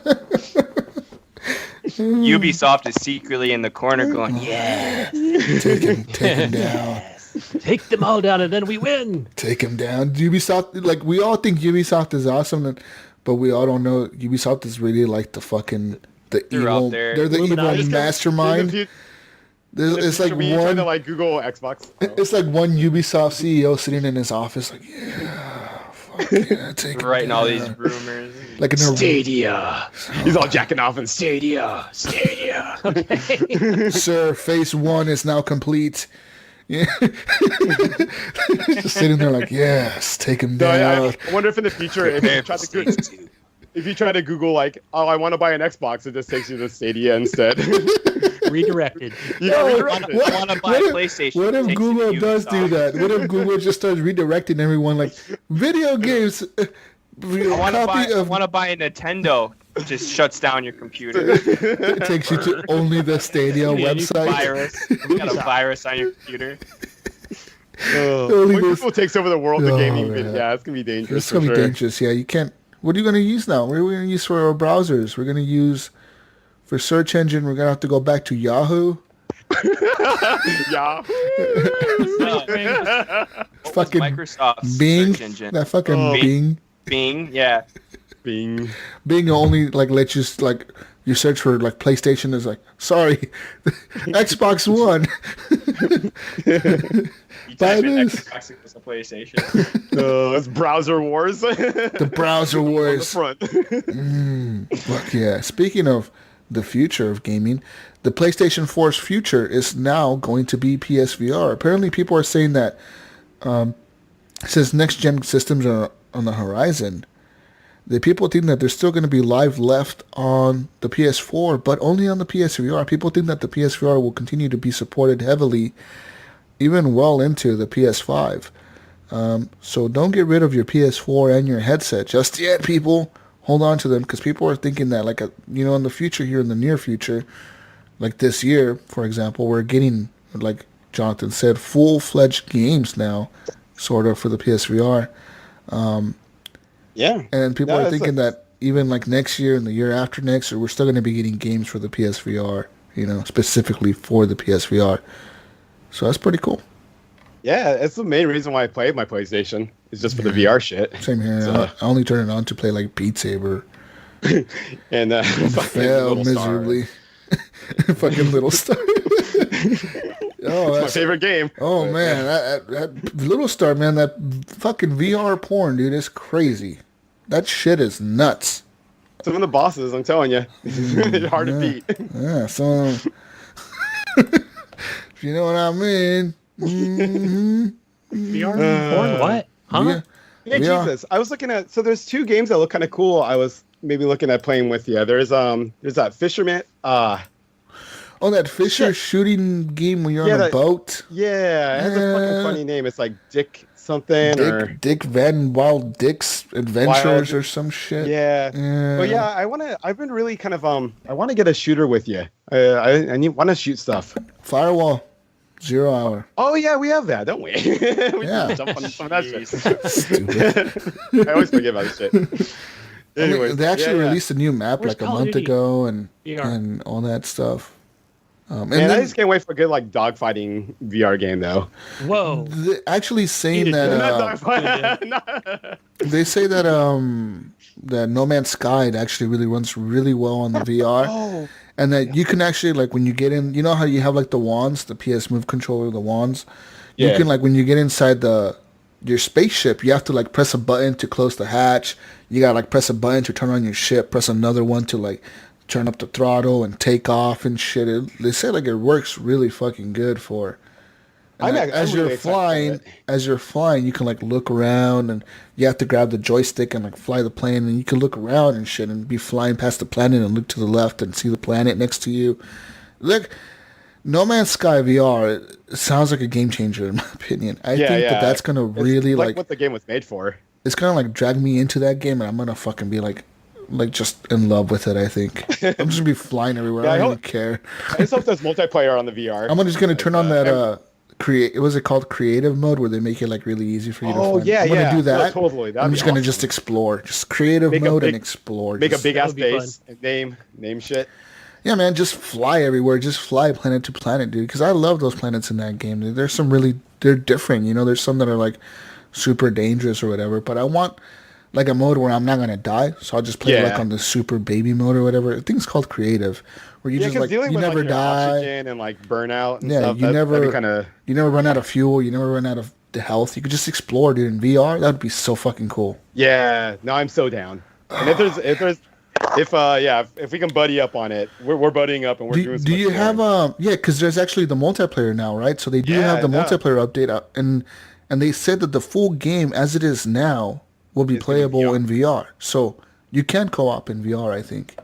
That sounds like fun, because I'm thinking like, John, just from what you said about maintaining your oxygen, and part of the actual game is collecting resources and stuff. But Jesus, like you said, in the creative mode, I thought, man, I can be in that VR mode, land on a planet, walk around, just get lost in it, and not have to worry about like dying. Yeah. You could just walk around and not have to worry about like your character dying. You just explore. You know what I mean? That'd be super cool, man. Naming creatures. Yeah, naming things. I named a few creatures Gunny Chief, by the way. They're kind of weird looking. Oh, thank you. Oh, nice. Yeah, no, man. I haven't played that game since it launched on Xbox. I'm pretty hyped on that, actually. Like, it's like this like subconscious hype. Like every time I hear about, do you own the game?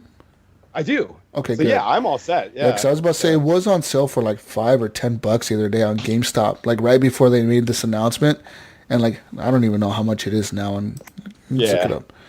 GameStop, No Man's Sky. Now it's $20 used. It didn't go up in price a whole lot, but it's gonna go up in price. I think once VR comes out. The used copies are going to sell. It'll be harder to find. How does that work now? So on the PlayStation, you just have to own like the game itself? It's not a separate game, like VR version? Nope. They said this is a full game. Yep. Okay. Yeah, so like if you already own the game, Gunny, you're gonna get this patch for free, which is super cool, right? Like it's like a whole new experience, man. Like honestly, it is. It's like a whole new game. Yeah, I mean you're paying for the headset, so yeah, I mean that's what they did with Wipeout XL or the Wipeout Omega. They turned on VR on that shit, and it was just like the full game in VR, and it's like, damn, it's awesome. It's super cool. But speaking of this, guys, the newest trendsetter in the world, Nintendo, they're going to add VR support to some of their games with their new Nintendo VR kit that they have released for the Nintendo Labo. So they said the following. They said, we're going to add experience. No, they tweeted this. They tweeted out on April 4th at 6 p.m. They tweeted out, experience two beloved games in new ways with the Toy-Con VR goggles from the Nintendo Labo kit. And so they have a picture of Mario Odyssey on there and Zelda Breath of the Wild. They said that Super Mario Odyssey is going to be a bite-sized VR experience. And Eric, you have the fucking hiccups again. And Legend of Zelda is going to be the full game playable in VR. So Mario Odyssey, it's a small section of the game that they're making for VR. Zelda, full game in VR. What do you guys think about that? What Zelda game is it? The Breath of the Wild. Oh, that could be pretty fucking good. I mean, I'm worried about the output of the Labo VR. I don't know how much it can dish out, but yeah. Excited? I'd be more excited if it was like on a PC one, but of course that's not going to happen. But. Never. Yeah, it's a Nintendo. I heard about this, and is there a strap for the VR headset? No. You guys put on a strap. You can always apply a strap on. So if you don't have a strap, you got to hold the headset. The big old fucking thing against your face. So how are you supposed to play a game and then hold the system? You're all with the buttons up here.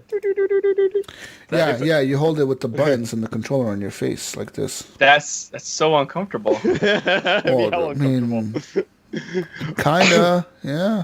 Unless you could take the Joy-Cons off and apply a strap on and then apply a strap on. No, but I just had a thought though. Okay, so if Nintendo is applying resources to make Zelda Breath of the Wild, and then I went into VR. That seems like a stupid use of resources just for a Labo. Do you think that maybe Nintendo is still working on make like a newer version of Virtual Boy that these assets could then be used on? It seems like if you're putting that much development into it, that's kind of weird just for a Labo. So I'm looking at the trailer that they actually released for the Super Mario Odyssey game, and it's like you're playing Super Mario Odyssey. You're not like Mario in first person. You're still playing the game in it's still the platforming Super Mario Odyssey like game. Astro Boy, basically. It's kind of like Astrobot, yeah. So, but it's just it looks kind of like the graphics are kind of shitty, to be honest. But it's just that. And then now they're gonna show Zelda. So I'm looking at Zelda. Same thing. You're playing Zelda like the game on the TV, but Wait, does it show the kids playing it?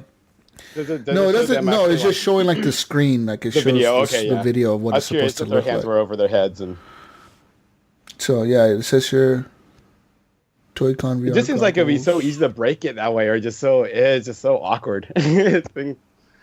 So you can continue playing your game in like in Zelda. You can switch it from VR mode to like regular mode just with the toggle on the menu. So you never have to load a new file. You just keep playing it, which is pretty cool. But it's not really that impressive.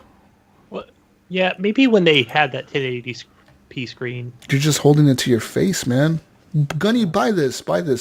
I keep seeing articles and things. I know. You can't buy it because his Switch will be coming to me soon, so... Yeah. You know what, Eric? I just want to interject something real quick. I was watching the Lego 2 movie. Yeah. Lego Movie 2 or whatever. I was going to beat your case with this somehow. I was falling asleep watching that movie. But just seeing all the characters in that movie and every set piece, and I was like, there is not one piece of Star Wars in this game. I'm like, Disney's like fucking holding back. I'm thinking, I'm losing that switch. I'm gonna get a box to put the switch into. He's like, Oh, shit, that's halfway fucking through the funny. movie, he's like, He's like, oh, shit. fuck. Oh, fuck. Yeah. Disney said, hell no, we're keeping everything to ourselves. I can't wait. I can't wait to have it.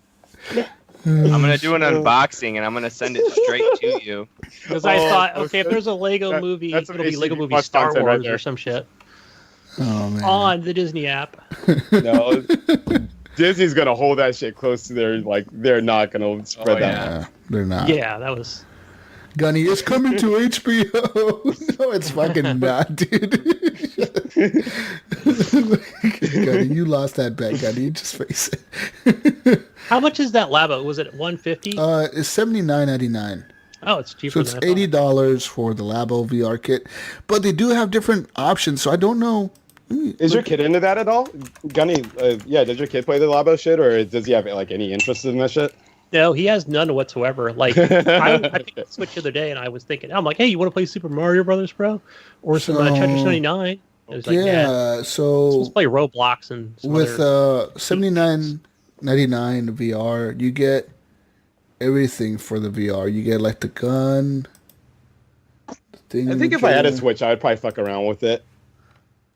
Try to see if I get access to Little Star on there, but on the go.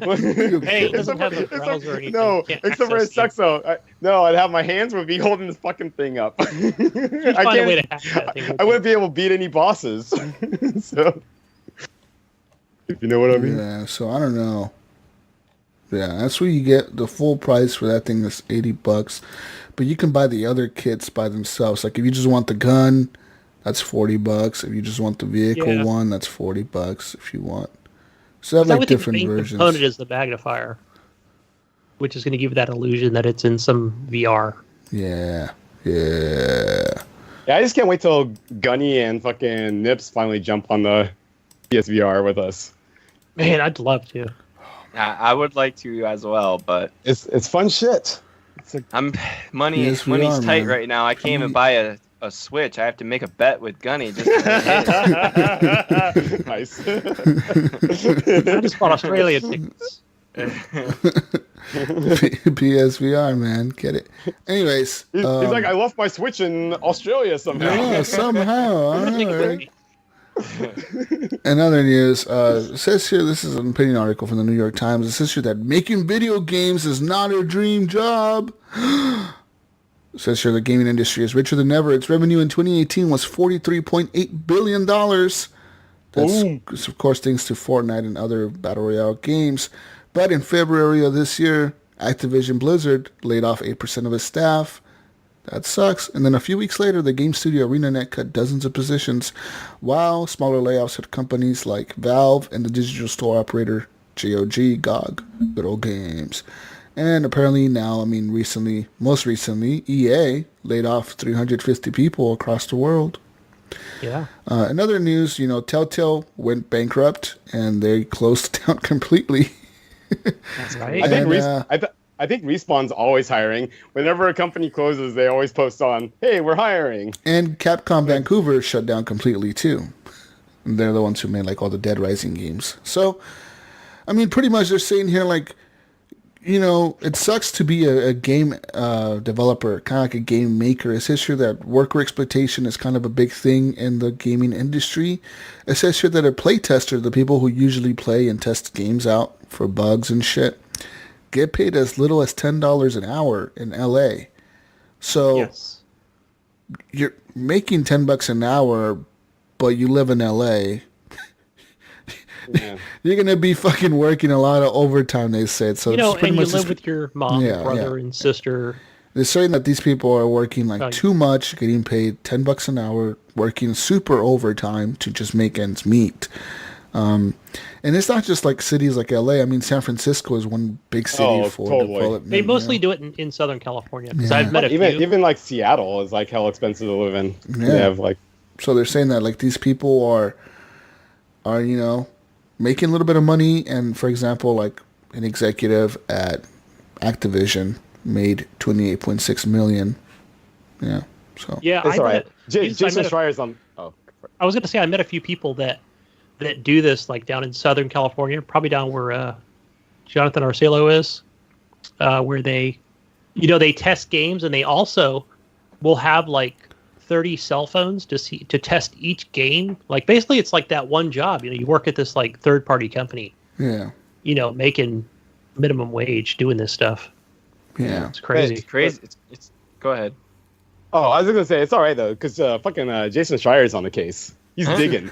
He's changing the scene. It says here, for example, other CEOs, Andrew Wilson of EA made $35.7 million last year in 2018, while the average worker at his company got paid around $93,000. Tim Sweeney, executive developer of Fortnite, and he's a chief executive officer of Fortnite's developer Epic Games, so he's a CEO apparently. He has a net worth of over $7 billion. Damn. Yeah. Well, I bet the perfect Vince Zampella spreads it to all of his employees. Oh yeah, okay, yeah, I'm pretty sure, yeah. Don't you talk bad about Vince? Vince saves everything. Vince is perfect. It's like, He's on the board of so EA. pretty much He's this part of the article problem. is just saying that that really game developers should think about unionizing to get better pay and better representation. Jason Schreier's on it. But But the thing with unionization is they'll have to pay the union fees. Oh yeah, And those are a lot of money to pay. No, that's not true. Yeah, but No, but then I you don't get pay that job, much. but then you get more job security though. way more So job that's kinda- security. Not only that, but I think Especially also, in the gaming industry, where literally you make a game and Boom, it's up. at the end of this month, we're launching this game. You're crunching for it. You're crunching for this game. 20 people You guys in get- this office are going to get fired. Yeah. We're looking I at can you. already tell you that, We're looking like at I you, talked game about with some testers. of these third-party companies, even like the ones like you can say, oh, this is the Activision building or whatever it is, they'll still use third-party people, right? I even work for a third party as a separate Oh, I'm a third party at driver my for a job large too. corporation. Yeah. So yeah, they'll Yeah. still get that same pay than they would, right? It's just going to be for like the your developers, your But if you're in a union, artist, all those, anybody in the executive. are you talking about Correct. being in a union or? Yeah, I'm talking about like if they create a union and they're in one, all those Right. game testers are still going to work for that third party company, Yeah. right? not- They'll still yeah, work at Activision as a separate corporation. as a contractor or contracted Exactly. help. Yeah. Well, the No, thing yeah. too is being in a union, the union tells you be like, if they're trying to renew a contract and that company's not doing it as fast as they want, the union will be like, don't work, stop working, don't even do anything. They Yeah, did that. or They did that to one of my friends. He was at a factory, and he was the union was trying to renegotiate the contract so the guys can get better pay, and they weren't doing it. And the union told them just to stop working, and so they did. They didn't do anything. Nothing got done. Oh shit! Yeah. Did he keep his job though? It's Yeah, he had to keep his job. No. Nice. No, I was curious if because that's why I'm always like I'm not part of a union. Like I don't have it. Like I think unions are cool. I've never been in one. I've always worked for corporations, so it's whatever. But with this, whenever I hear about the striking, I'm always like, like I don't know how much power that that company has. Like fire employees are striking or whatever. So I think, Well, so I think this is the way it companies works. I think companies have the power if your employees are trying to unionize, they have that power to be like, peace out, white trout. right. Totally. So this is the way it kind of works is like, for example, this is probably goes for 99% of all companies, I would say in the United States, is almost every time, and I'm sure you guys have signed a similar thing, where basically when you get hired on, right, you just sign a ton of documents, right? And one of them is it's the right to fire and the right to hire, right? Which basically means we can fire you for any reason at any given time. You might say, well, any reason? What if I'm, it's based on religion or sex? But well, it's any reason, right? You can sue them for any reason you want to, right? But that's part of that contract that they can fire you. Now, as far as union goes, it could be a situation where, they didn't put it in writing and you can go and some arbitrary thing of, a meeting to discuss your employment. But I think mostly the unions are there for your benefits, right? I definitely think in the video game industry, that's one industry that needs it. Like, it's not like it's not like a stable company. It's the gaming industry is, like I always said, dude, I keep saying it over and over like every other fucking show, is I would fucking honestly hate to work as a game developer. Like, think about it. You're underappreciated for the shit you do. If you don't, so much shit. If you don't make a game, like if you don't make something like a name out of yourself, like Hideo Kojima Ken Levine, these fucking dudes that like make a major game, or they're the main director or whatever the fuck, the producer or whatever, they're the head guy of the production. They make a name for themselves. The other people don't get credit, dude. You think that dude? You think because Hideo Kojima, you think he's a genius? These fucking people have like a team around them that usually they're the ones doing all the fucking work, and he's telling them what to do. You know what I mean? Yeah, but he's the artist. Okay, but think about Cliffy B. People were like, "Oh, he's a fucking genius, best game designer. He made Gears of War, best game designer ever. Anyone, Cliffy B is the master of the world. Look at he made Gears of War, artist. Right?" But listen, motherfucker. Okay, he left Epic and shit. What the fuck did he make after that? Radical Heights. Radical Heights, it fucking flopped. What was it before that? There was another game. Lawbreakers. Lawbreakers. It was stupid. Okay. So, okay. Your point, Jesus, what are you talking about? You need a good fucking team to make a good fucking game. That's the point. Money. Yeah. Well, team and money, but yeah, definitely a team. You need people behind you. And these companies fire people all the time, dude. All the fucking time. All the time. They don't care. Publishers don't give a fuck. But if they're making, I'm all for it. If they want to create a union for a lot of these jobs for these corporations, your EAs and Ubisofts and all these developers and game companies, I'm all for it. Sure. I think we'll just have to take the good with the bad, especially when it comes down to they're not getting what they want. I'm sure there's going to be more than one union. It won't just be one united union across the United States. Some of the contracts can be set up that way. But for the most part, Local 343.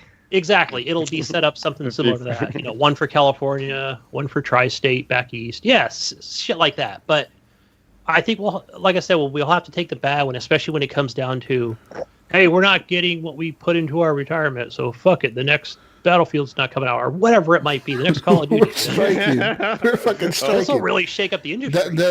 You're right. It could totally fuck things up like that too. I didn't even think about that. You're expecting a game to release and my Titanfall. Yeah, you're expecting Titanfall 3 to come out in 2 years, and they're like, "Fuck it, we're going on strike." Titanfall 3 isn't coming out for 10 years. Come up and be, here's your walking papers. Oh shit, I'm gonna. We need a crunch time. Let's get this game done in 1 year. It's not like your boss can come up to you and tell you you're going to get fired if you don't fucking get back to work, motherfucker. It's like, well, no, we can't fire them because they're unionized or whatever. Right. We have to go talk to them That's first. the only downfall of having a union is the union. Like I said, the union can tell them, well, stop working. Go outside and stand there with signs out there. Yeah. And then the game's not going to get done.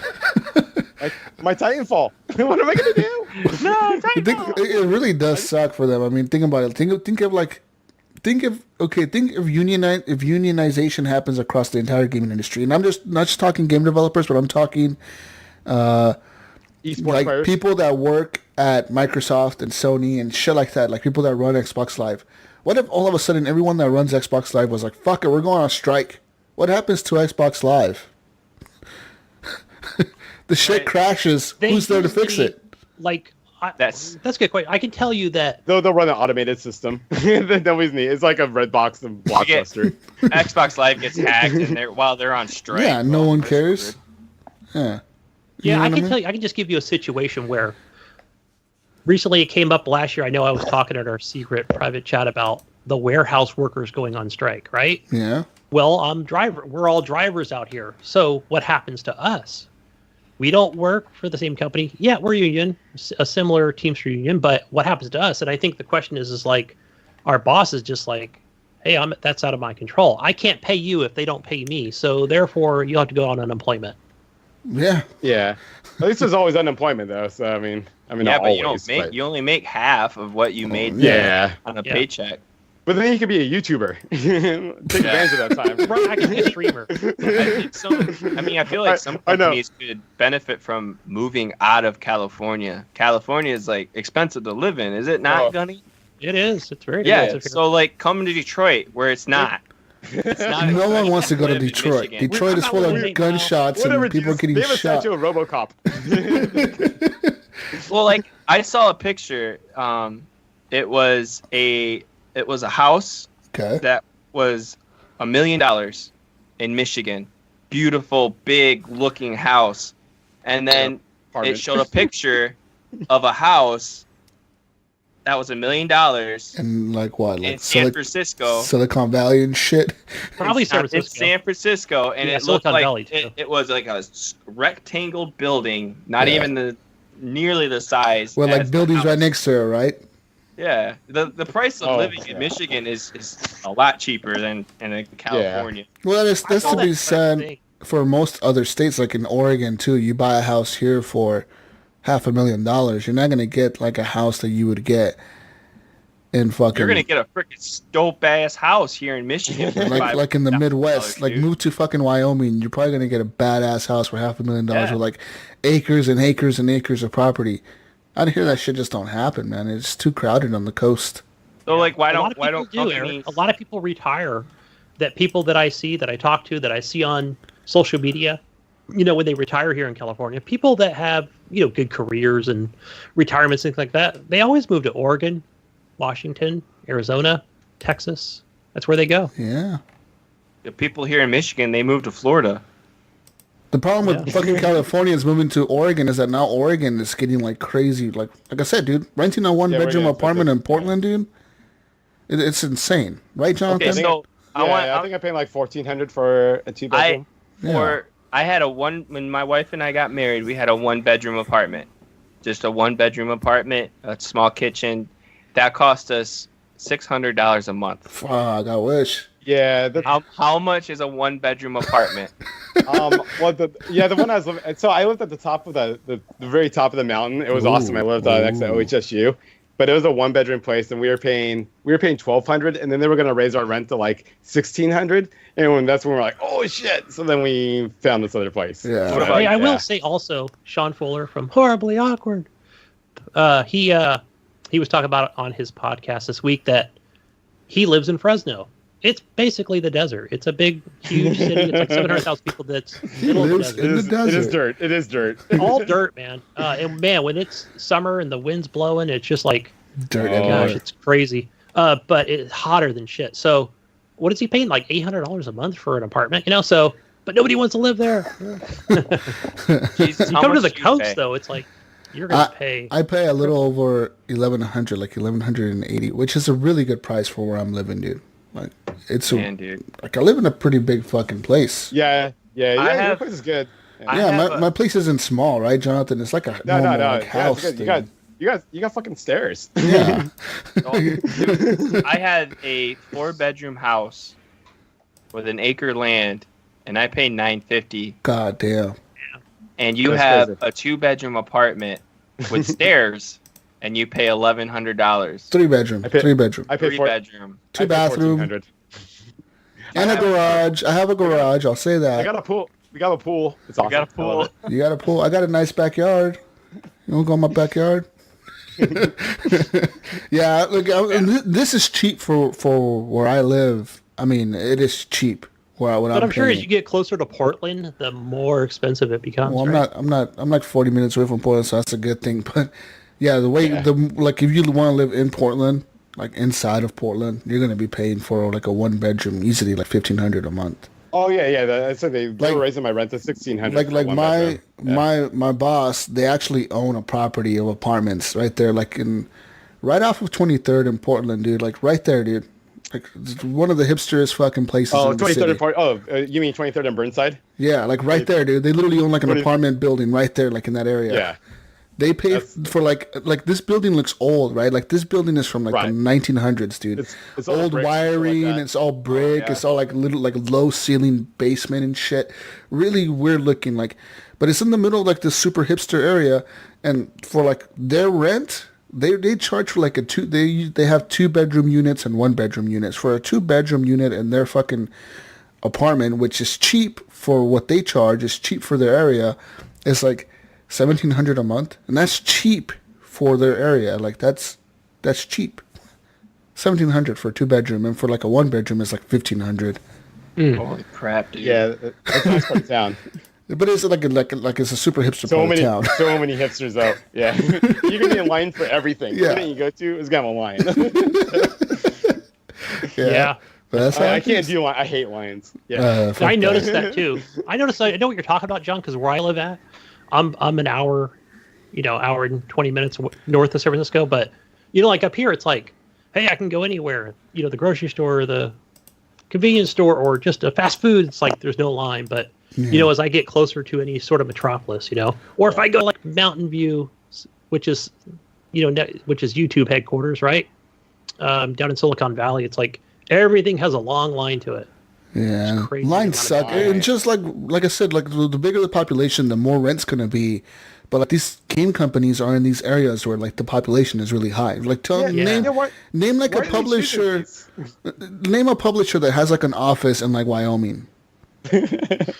Doesn't What game studio? What game studio is not in Wyoming? Like, why don't they fucking move there? Eric, you should become a real estate person. Start selling these game companies on moving out there. you got Detroit. area Tell out here. Detroit.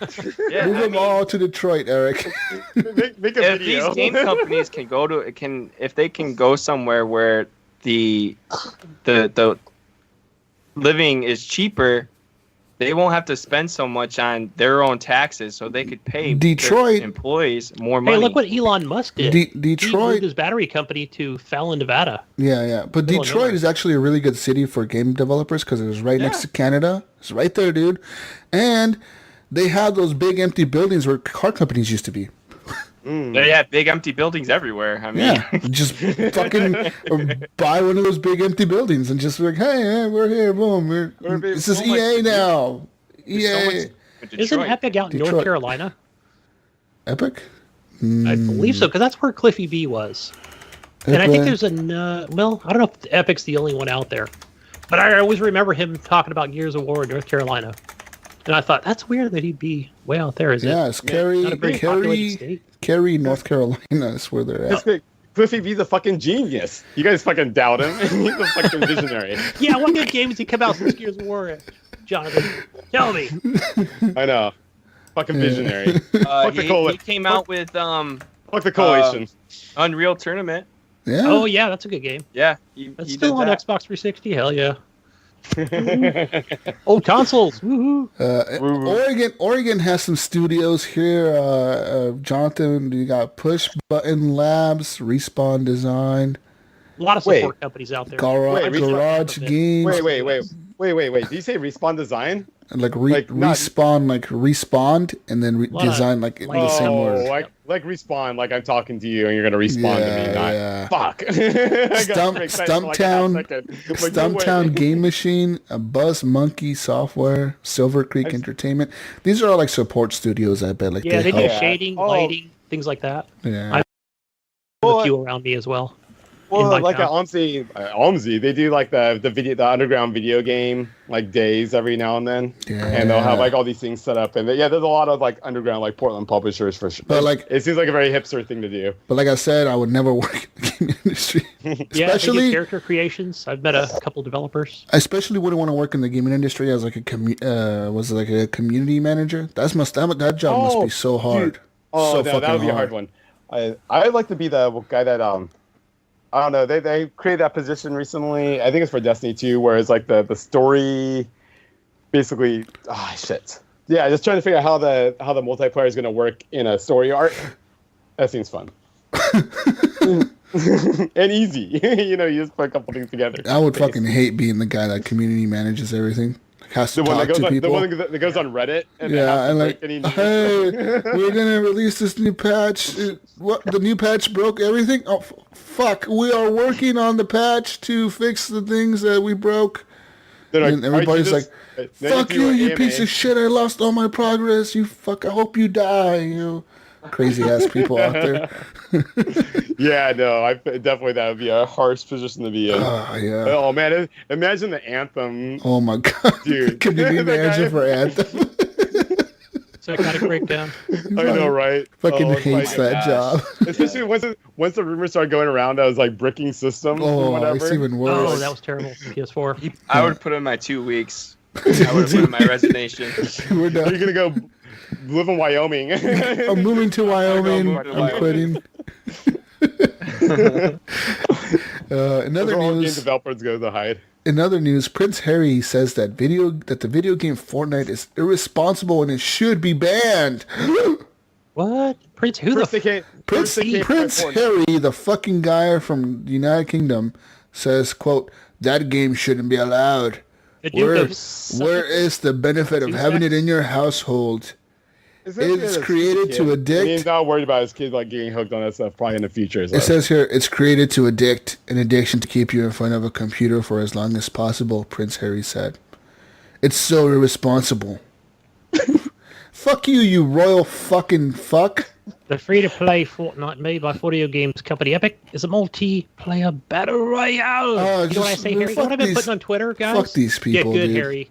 Get Fuck good. I've these been putting that on people. every post. Oh, you think he's bitter? You think he just can't win? Just, like, Yeah, he exactly. sucks. That's why I've been putting it on every post that I see, whether it's from NBC or He's like- IGN. Get He probably fucking got, good. he probably got some shit talk from some 12-year-old, like a little voice message, like Bloody hell, I Fuck you. keep getting killed every time I build something. I kicked your ass, you fucking cunt. I need you to find this child and murder him. "Fuck this game! Fuck this game! Hundreds of people. I Give me the keep- queen! I Queen! can't Queen!" Where's Give me the the heart, queen. the mods, and the hacks in this game? Honestly, I think that he doesn't know what the fuck he's talking about. He probably just reads headlines and, oh, Fortnite is bad, video games bad. You know what it is? I think his kids are like, Yeah, no, that's what I'm can we saying. play Fortnite, please? I think they're getting to that age where he just had a kid. I can't remember the. Oh, yeah, he just, I well, don't- they had a I kid a don't keep while up with the back, didn't they? fucking royalty over there. Right. Whatever. They had a kid a while back or whatever. Him and the fucking princess or whatever. The one that Megan or whatever the fuck her name is. I see her on the news all the time. But these fucks are just royalty. They don't care, dude. They're just like, they live their own fucking life, dude. I know. They don't live in our They don't care universe. if you They say it, right? live in their own fucking universe, pretty much. You know what I mean? Yeah. Fuck he them. didn't, look, he didn't crap on Apex Legends, though. Because he doesn't know what the fuck Apex means. Oh, that's He- he, 'Cause that's he likes epic. the It's an epic exclusive, And he likes the ping system a lot. So he just can't get rid of that. which the Division 2 could benefit from. Fortnite good. is actually Oh, the still ping? more. Yeah. Fortnite is still more mainstream than Apex, guys. I'm sorry to say, but it is. Oh, I know. So that's why he probably know. mentioned Oh. Fortnite. It's way more mainstream. People know Fortnite. No one, you haven't seen Apex reach the level of Fortnite yet. Apex hasn't been mentioned in like NBA games or football games or Oh, soccer that's okay. games. People in like the middle of like a soccer tournament, I'll be like fucking dabbing and shit and doing the Fortnite dances and fucking flossing in the middle of the field and shit while they score a fucking goal. You know? That's not. Hey, not the Fortnite motherfucker! dance. That's Yeah. the backpack kids dance. Yeah. Whatever. But like that's Can't why. put that on YouTube either. But yeah, I know what you mean though. It hasn't reached that. It hasn't reached that level. Social. Yeah. I mean, what? The thing is, Apex doesn't have anything cool like that. It I know. It needs a. needs like a dance or an emote or something, right? Like it needs something so people can mimic it and put it on. Dude, what they should have is the ability to do emotes on the fight. You know that end screen where it shows like the winners. Yeah. Be able to do emotes to that part. Yeah. I would totally buy that shit. Flip you know, the if you could just start camera doing boom, off. boom, boom, boom, and or just doing like start busting Busting out like dances and shit or like spinning Yeah, your yeah. guns around or anything. dancing Yeah, or whatever. All that shit. You know, the normal Yeah. Destiny 2 emotes, whatever. Be fucking legit. Like that'd be awesome because then you could just shoot at the end like fuck you, fuck you, fuck you. Yeah. Anyways, last piece of news that I have here is the Atari VCS system is now sharing that they have big changes coming along the way. Big changes, guys. Big changes. It's now been announced that the VCS console will be powered by a 14 NM, whatever the fuck that means, AMD processor featuring high-performance Radeon Vega graphics architecture and 2 Zen CPU cores. How many teraflops is that? They don't say, but who cares? It says here that the benefits to this new upgrade will put it closer to the consoles like the Xbox One X and the NVIDIA Shield. With Atari revealing that the new processor will have built-in Ethernet, native 4K video with modern HDCP, and a secure frame buffer that fully supports DRM video, like Netflix, HBO, and etc. Says here, this upgrade will translate to a better overall performance in a cooler and quieter box, all with minimal impact to our manufacturing process. So there you go. They say, well, additional specifications about the new AMD processor is going to be announced closer to launch. Be assured that the new AMD Ryzen processor is a much better fit for this project in multiple ways and will further enable the Atari VCS to deliver on its promise to be a unique and highly flexible platform for creators. Yes, the Atari. That's my dream. I know that was going to be like the dark horse that comes out of the side and just fucking wrecks it. I have like a playing this. I have this weird hope for Atari for some reason. I don't know what it is, but part of me feels like it's gonna be the ultimate system that's made for me. Do you think like it's gonna like you're gonna buy this and be like super happy?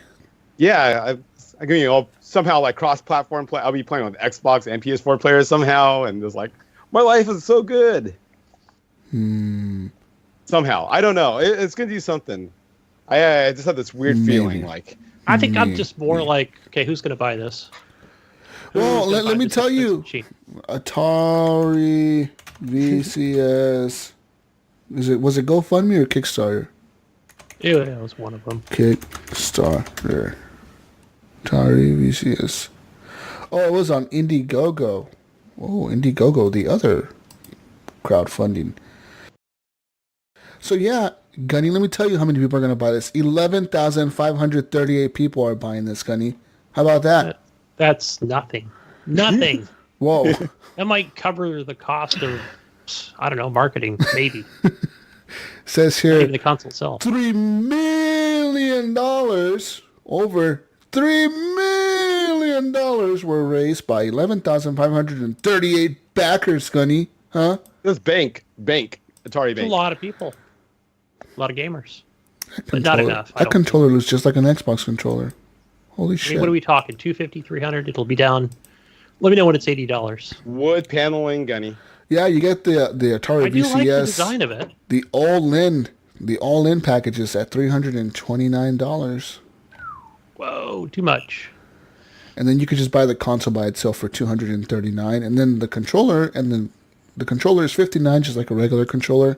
And you can get the controller and the classic joystick for $89. I kind of think it's gonna be like a Steam machine, but with a better browser system. Like it's gonna have like a menu like an Xbox, but yeah, it's gonna be like an like a Xbox Live, but as a Steam machine instead. Is my guesses. I can play all those 2600 games. I can play current though. Like you said, a lot of indie stuff, but maybe for some people that maybe they're not getting. I don't know if they're.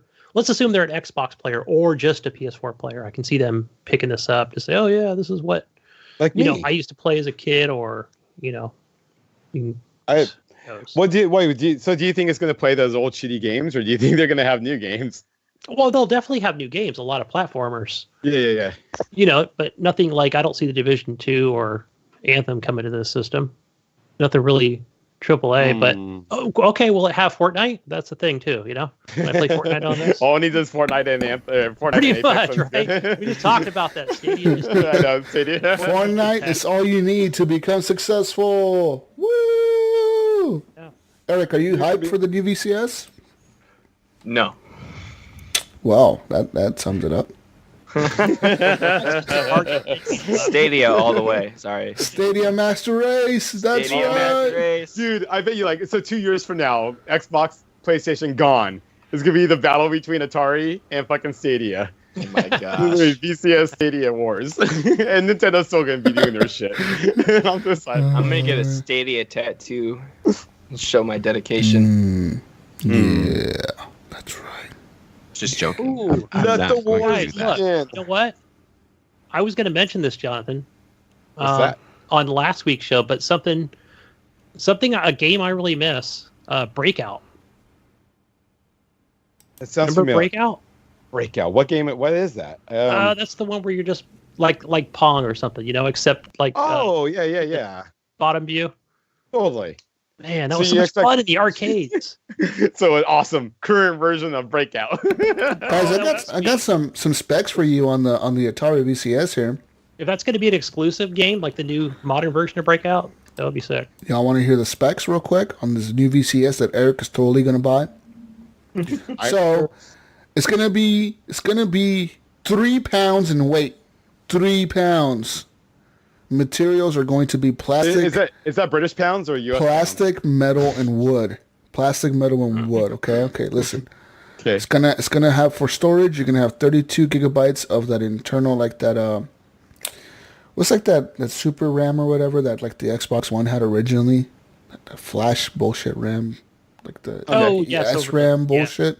It's gonna have 32 gigabytes of that apparently, or whatever, or 32 gigabytes of internal storage. It's gonna have an external HD support, and you're gonna be able to put SD cards in there. So like, I guess like games that could be stored on an SD card.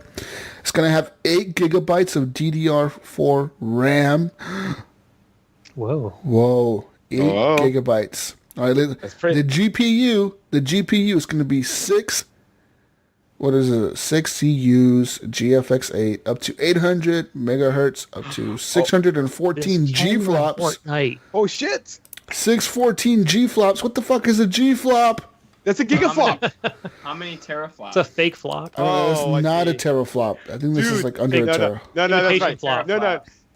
Oh, wait, what's That's bigger, the a teraflop or a standard gigaflop? Okay, wait, teraflop or a G flop? What's more? G flop versus teraflop, tera G flop. flop. I think the elephant in the room here, guys, is the most important question is that wood paneling, will it be termite resistant? Oh, so it says here 1 teraflop is equivalent to 1,000 G flops. G flops. Oh shit, that's not So good. this is not even a teraflop of power. Where's my teraflop? Oh shit! It says here that It's like a half a teraflop. a little bit over half a teraflop. Video output is going to have 4K HDR, 60 frames a second. It's going to have cloud storage. It's going to have additional service offering. It's going to support a second screen, and it says no required internet connection for classic gaming, but it is required to access all the features. And for the cross-game chat, for chatting in a video game, you're going to be able to use Skype and Discord. So they don't have like their own. So basically, you don't have system. to play. You don't have to pay to play your multiplayer Is games it online. Linux? Yeah, it's running off of Linux thing. Yeah. Okay. And it says that's good. I think. it says the that's pretty voice cool. commands. So Linux is cool. It comes with for whatever service they decide to put out, but it comes with voice commands too. So it's going to have 4 microphones in the front of the system oh fuck yeah, that you can talk to and say four microphones. Atari. Dude, that's money well spent. They spent all the money on the microphones. Fuck those teraflops. Give me a 4th mic. They say that put 3 in. 1 more. they say that there's no subscription needed. It will include cloud and other services, and you can live stream with Twitch TV. So they don't say Mix or anything else. So it says Twitch TV, live streaming is available, and it's going to have mouse and keyboard support. Nice. Can I drill a hole into the wood paneling right here and just hook up like a steering wheel? Maybe. Or would that be Bluetooth or Wi-Fi? Oh, I don't know. Man, I want to play. I want to play racing games. You're gonna be able to play Need a with wheel. the joystick. It sounds pretty cheap though. So they were saying it sounded like the system was going to be under $300. Yeah, these prices might. Yeah, well, yeah, it is under 300. It's 239. Yeah, just the Atari Onyx, which is the black one without the wood paneling. Yeah, I think I'm definitely going to try it. I'll be a guinea pig for sure. I think when that thing comes out, $239 though, man. I think it's going to handle my PC gaming basically. Yeah. I'll give you a PC killer. I know. A PC killer? Oh shit! What do you call this stuff? Like you got your homebrew. Watch out, Stadia. How much homebrew could I put on this without breaking it? I hope that they really up that power on those teraflops. They need at least 4 teraflops to compete with the current gen. Wait, how many? Well, and they G-flops said they're was that not again? after that to compete with them. Yeah, how many was it again? 615 G flops or something. That's a little over half a teraflop. Yeah, a teraflop is 1,000 G flops. And now I know what a Floppity. teraflop is. I want more of them. Floppity flop. Everyone wants this podcast. This podcast is coming at you in 500 G flops, whatever that means. That's a half a teraflop. Okay. Well, what's underneath? What's underneath a G flop? An M flop? Like, or what? D-flop. F flops. An F flop? A floppity A floppity flop? flop. We got I'm rocking 600 floppity doos. just making up words like Rick and Morty and shit over here. You might get 2 flips. The flippity flops, you know, they support this and that or whatever. This podcast is coming at you at 500 flippity flops. Yeah. Podcast is sponsored by Floppity Flops. By the floppity flippity. Man, the flop wars of the future are gonna be fucking crazy. In the future, tech companies like Apple and shit are just gonna come out on their We need more keynotes. flops. We got the new iPhone with 69 flitty flops and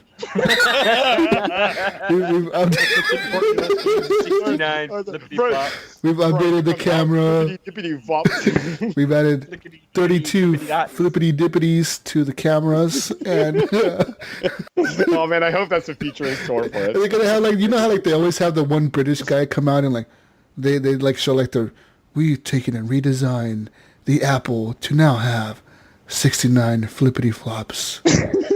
We told our designers that we needed a better flippity doos on the cameras, and now we have the flippity doos in the camera lens. You can see this beautiful design that we've taken, and we've slimmed down the flippity flaps of the phone to make a smaller flippity design. She's gonna be doing shit like that. New console with 4 flapjacks. Yeah, fuck yeah, woo! All the flippity flops. Oh man, flippity flops. Anyways, Go Atari. Go Atari. It just gets better and better every time we read a new article. yeah, Atari I is know, the right? shit. I get more hyped every time. Atari is the shit. The future of gaming right there. I mean, if it can stream Stadia, it's good. But that's it. That's all they need. Stream Oh Stadia. shit! If it could do straight Stadia and Game Pass, There you go. You're done. That's all you need is the yeah, Atari, fuck. Xbox. I know, right? the Atari Damn. box. Atari is the future then. It is. Yeah. Oh man, they're gonna have to change their name over at TXL to This Atari life. This is right. TAL. Tall. Yeah. Anyways, people, that's all I have for news. That's all I have for news. News time is over. News Thank you for that. time. Thank you for that. Gunny, I know you have to go. I do. I got to go get some papers and stuff for my Brisbane trip, mate. You're okay, whatever. some rolling papers. Is that what you're talking about? Yeah. Fuck. Download some games for my Switch. Go. They'll be hitting me out back, guys. You're gonna go to Australia? Oh, they're gonna love you in Australia. It's gonna be great. Well, then you're going to Australia, Going to Gunny. the coral reefs or something like that. Gunny, you gotta find out if the Earth is flat. When you're on the way 'cause to I went Australia, Google make yesterday, sure and the I plane. Googled like the map of Oh, you did? Australia to find out where Brisbane is, and it was like this round ball. I was like, no way! I thought shit was flat. Yeah.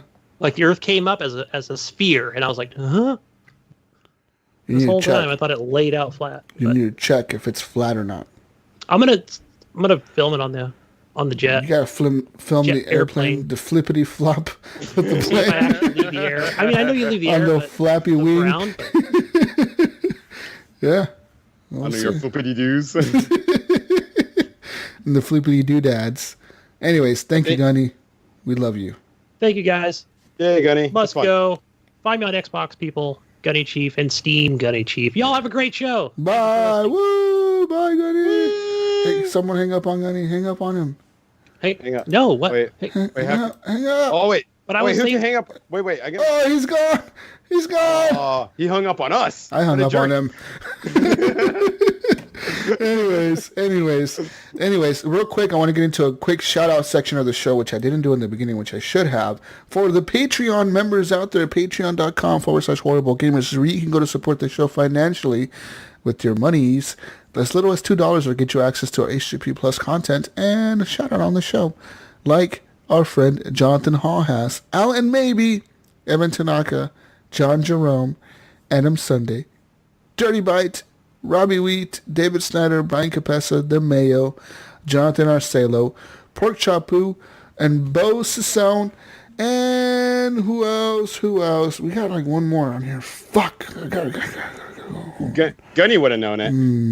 Well, Gunny would not have known it. I had it on my emails. Where the fuck did I put this? God.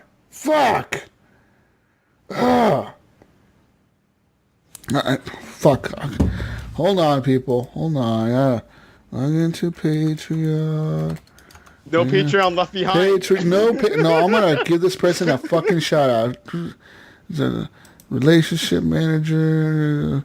The fucking Patreon. And boom. Patreon. Sub Vader joined. Yeah, thank you, Sub Vader, for joining the Patreon machines. Fuck yeah. Is that his real name? It's Sub Vader? Sub Vader. No, that's what he put on here, so I guess. That's pretty cool. Thank you for being a Patreon Sub Vader. We love you. Thank you, David Snyder. Thank you, Dirty Bite. Thank you, Evan. Thank you, Jonathan. Thank you, Alan. Thank you, Adam. You're Thank welcome. you, Brian. Thank you, Mayo. Thank you, John Jerome. Thank you, Robbie. We love all you guys. Thank you all for being Patreons. You guys are fucking awesome. And yeah, so there you go. And, yeah. I might start streaming. Should I stream video games? Should I start should I become a streamer? Isn't it just two keys that you figured out? Is like Alt-Z or something like that? All I have to do is press two buttons and I can start streaming. Should I start streaming? Yeah, but you got a PC. Isn't that why you got a fucking PC? No, I got it for gaming. I mean, for gaming, but for streaming also, because now you can stream better. So. Oh, I can stream, and I could do all the stream machines on here. And yeah, you could do all that cool edits and shit. You could glam it up. You can put little overlays. Put glitter everywhere. You can. Glitter that shit up. God, maybe I should stream. Maybe. That's what streamers do. That's what streamers do. Hey, do you want to stream some Sea of Thieves after this? Maybe. Yeah. All right, cool. Tight. Should I start streaming, Eric? Should I start streaming? Yeah, you definitely should. Thank you, Eric. Thank you for your support. Thank you, Eric. You look like an adult wearing that shirt. Doing what? You look like an old person wearing that shirt. That's what I meant to say. Oh, thanks. You look like a. I went from adult to an old person. You look like a proper adult. You look like a proper adult. You don't look like a gamer. Like a normal person gamer would look like. Yeah, you do not look like a gamer. This was my church attire. You look like a churchgoer, yeah. Yeah, I went to church this morning. That's what you look like. It doesn't look like I went to church this morning. The people that why you were laughing, Jonathan's wearing a fucking white wig with the Hello Kitty on it, a little bow on it, and a horrible gamer shirt. It doesn't look like he went to church this morning. They had no judgment there. That's right. Shit. Jesus loves everybody. Jonathan showing up all high to fucking church. I'm here, be saved. It would definitely make church more awesome. Yeah. Anyways, let's talk about let's talk about community questions, community question time. And this is the part of the show where you leave questions for us to answer. And when you do such thing, we answer the questions and then we talk about whatever you want us to talk about. I don't know what's going on anymore. Anyways, okay, question time. We post a thing in the group, whatever. You know what I meant to say. Eric, lazy? How do I say this, Jonathan? Eric, it's Lazy. Lazy? Lazy. Lazy. So Lazy. Leisy. Lazy? Mr. Lacey. He's a cool dude. He reminds me a lot of Iams. Like him and Iams are very like two P's. Like they're very similar. Eric Lazy, yeah. Yeah. Lazy. Yeah. Oh, oui, my name is Lazy. Oui. Bonjour. I want to hear. I'm surprised we have a community because we make fun of everybody. I know. I wonder if Mojo talks like that when, like, because he sounds all British and shit, but he's really French. Oh, governor! But he's really French. He like speaks French and shit. Like he has a French flag on his Twitter, and he's French. He's oui. All I know is oui. I'm a Mojo. I'm a Mojo. I come from Paris. Mojo, oui. We love you, Mojo. Mojo, I totally want you on the show one time, man. Oh, we just lost the Patreon. At $10 elsewhere. I love Mojo. Oui. Anyways, Eric had a question for us. Love you, Mojo. No shit talking. I really do miss you. I want to game with you. Get a PC. Anyways, Eric has a question. Sony, with this PlayStation 4, is currently the best-selling console on the market, with a large lead over the Xbox. Xbox has been trying to make up for the lack of its first-party games with other incentives like game subscription services, access to back catalogs, allowing its first-party games to be played on the PC, etc. My question is, what do you think is in store for the future of the Xbox? Do you ever see it becoming a leader in the marketplace, or do you see more of the same in the next generation? Oh no, they're with all those first-party shit that they got their hands on this last year. Yeah, they're gearing up. They're gearing up to come out with like swinging. They're gonna be.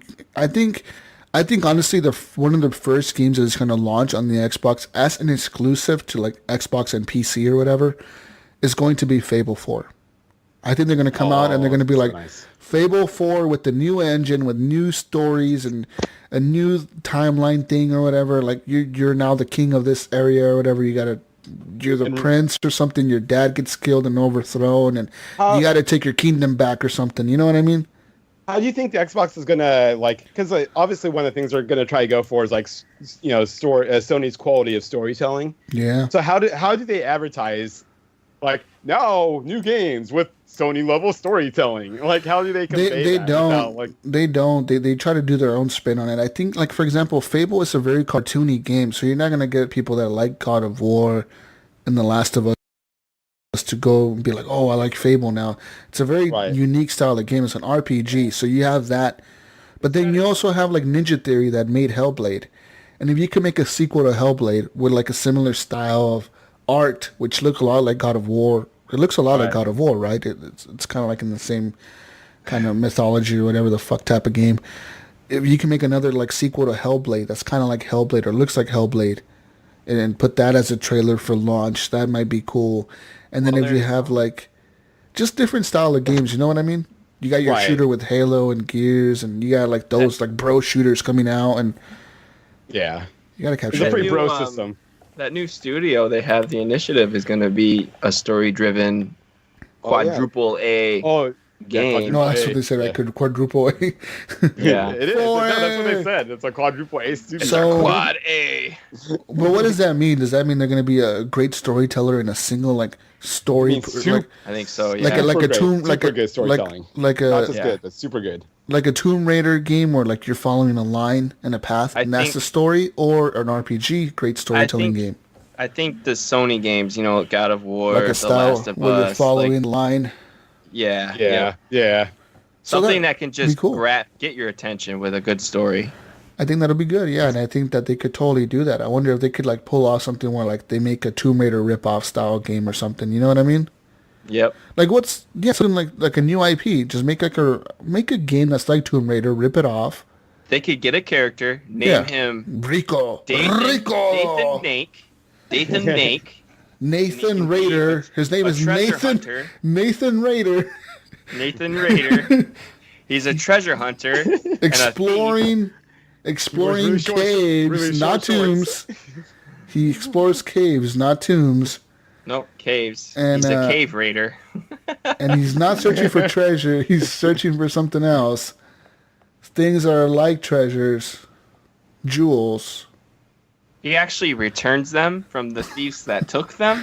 Takes them back to the game. So you're basically Takes saying them all Xbox's like first party games that they're working on are like slight variations of PS4 games. Like there's like there's the few of us. There's gonna be kind of like a God of War game. His name's gonna be Brodos instead of Kratos. Girl. It's gonna I mean be Brodos.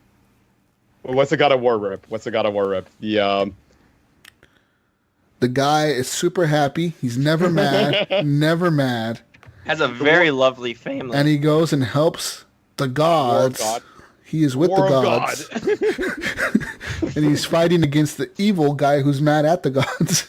And the guy who's mad at the gods that he's fighting against has two like crazy looking axes. And I think we're talking about the plot of the next God of War. No. This is War of God. DLC. War of God. Okay. oh man. Anyways, I honestly think that I don't know if it's going to become the leader in the next gen because, like I said, next gen we got a new player in the game here is 2 new players. Stadia, I guess, and Atari. Whatever. Atari. I know. But like Stadia is going to be like this whole new thing that's going to be thrown in there. So at the end of the day, we don't know if like Stadia is going to be the one that comes out on top.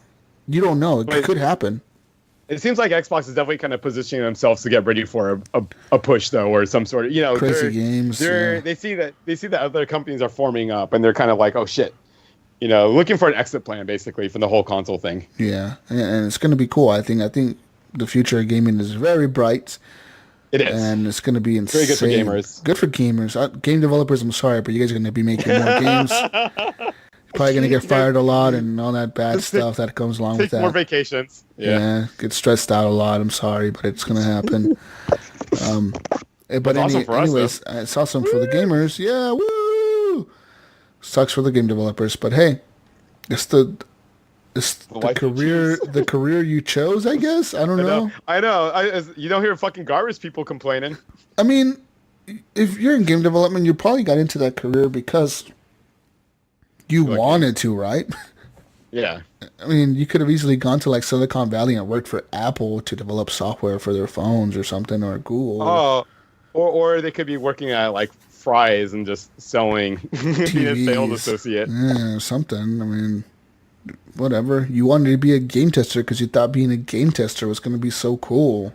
Yeah, didn't you? Now look at what you did. Now look at yourself. Joke's on you. Your parents knew better. They said this job was going to suck. There's no money in video games. You're fooling yourself. Your parents knew better. That's all I'm saying. I don't know. It's just an opinion, I guess. I'm just giving shit out there. Game developers are pretty awesome. Some of you guys, some of your games suck though. Let's be real. Some we need of games fucking suck. Oh shit! Like Anthem. Sorry, BioWare. Your game kind of shitty. Some of y'all fucked up. Anyways, but I don't know if it's going to be the next gen leader. Like I said, that's hard to tell when you don't even see like the specs of the new consoles. Like, who knows, man? Xbox can announce a new console and then like PS5 comes out and it's like we're like 100 times better than the Xbox, whatever the fuck the next one is called. You know what I mean? They could have like totally way better hardware than the Xbox does. Double the flippity flops. Yeah, like double the flippity flops, and we added a new flappity flip. And Flappity flip. Fuck the teraflops. We're on flappity flops. We have advanced. That's like 3 times a fucking teraflop. Anyways, Brian Tobe Jr. has a question, and he asks, "What is a good couch co-op you like?" So I personally think that Kingdom 2 Crowns is really fun. Also, Overcooked is a super fun game. Overcooked is the shit. And Super Mario Odyssey, and that game's pretty cool too. Like Lovers in a Dangerous Space Time is pretty awesome. Yeah. You can do 4 players on that too, which is pretty tight. That's the one where you're controlling the little spaceship, right? Yeah. So you're in a little spaceship and there's there's 2 gunner positions and the driver position and the shield position. So you all run around and jump on those, and it's really fun. Like, it's really cool. Yeah. I recommend. What's the couch co-op you like, Eric? I don't really know if I play too many couch co-ops. I mean, A big game my wife and I like to play is the Crash Team Racing. Oh, We nice. like to go against each other on that. That's fun. Oh, I can't wait for the new one on that.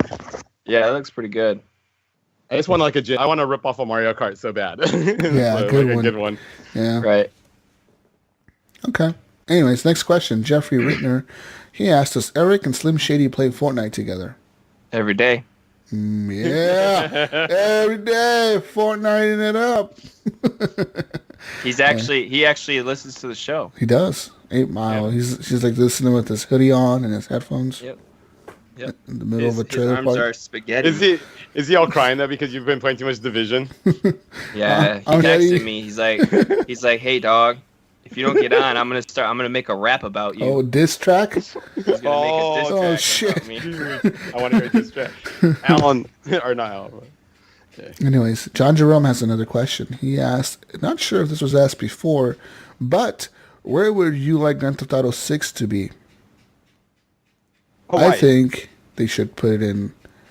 or Mars. I want Vice City again. I want like Miami again. Sounds cool. Detroit. With all the game developers. All the game developers. The new game company's moving there. Really hyping this Detroit thing up, aren't you, Eric? I think Love for my city. I think Miami would be super cool, like a new like. I don't even want it like to be based in current times. I want it to be like Vice City style again, where like you have the crazy cocaine and it's based in the 80s again or whatever, the 70s. And I want it to be based again on those times, but I want it to be like with modern graphics. So like, give me like a Red Dead 2 style Vice City. Boston, No, fucking Massachusetts, backed in 1776. Fucking horse carriages. Where's my quill? Yeah, dog. Think about a new Vice City with like modern, or like even Grand Theft Auto Vice City. Just release that with like current graphics, kind of like they did to Resident Evil. Just fucking do that. That'd be pretty cool. No, I'm just thinking, what's that Schwarzenegger movie where he's on Mars?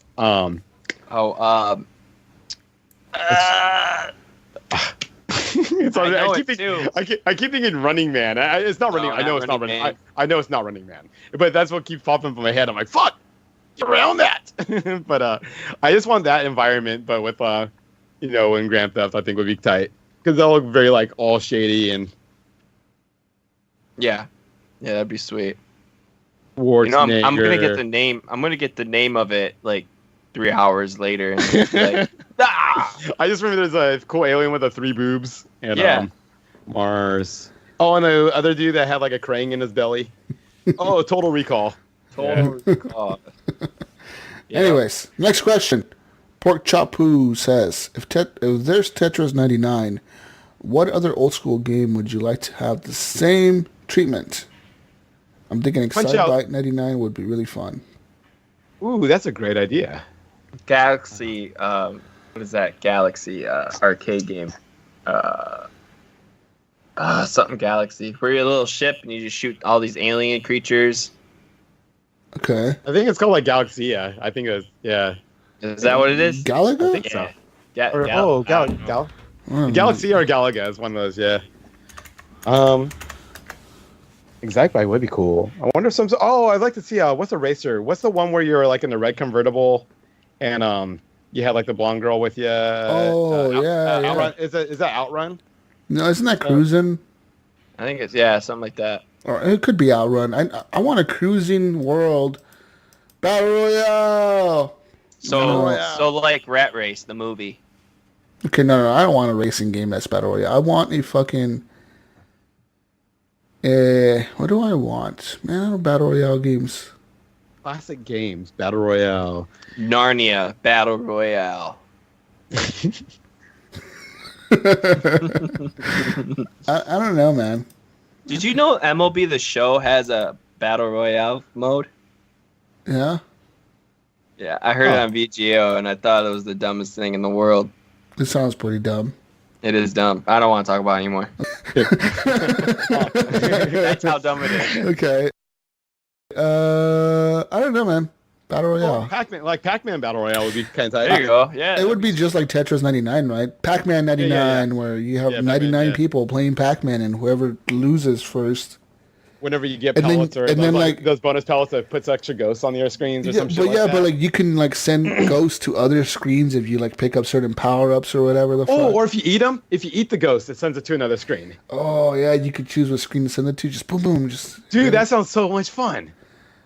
There you go, Nintendo. We got you a new idea. Twisted Metal. That's way complex. Twisted Metal 99. No, that would be an awesome battle. That would be a awesome battle. That's like the new game. Awesome 99. That's the new game. That's like the new game that just came out called Not My Car. That literally just launched on Steam, I think. Oh, really? Yeah, like this week. I keep getting emails about it. But yeah, like Twisted Metal.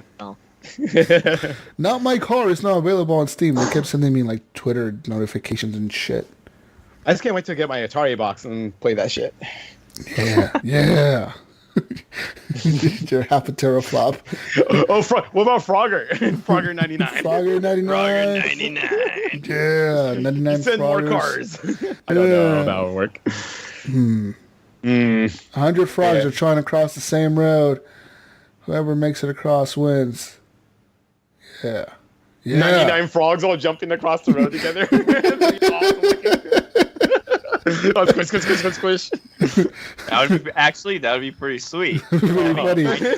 It'll be like a 1 minute battle royale match. Every minute a new match starts. We need to pitch this idea. We got good ideas, people. Great ideas on here, man. Think about it. That would actually work. A 1 minute, like a 1 minute battle royale. You could put this on a fucking phone, play anywhere for free. And you just 100 players. Winner, 1 minute froggy dinner. Yeah, 1 minute. You just jump in up. You tap the screen to jump, and then if you fail, you fail. If you win, you win. Hey Eric, the game studio that you open up in Detroit should really work on this. I'm already trying to get a hold of a lawyer so I can get this paid. Secure rights. These ideas are good ideas. Hit us up.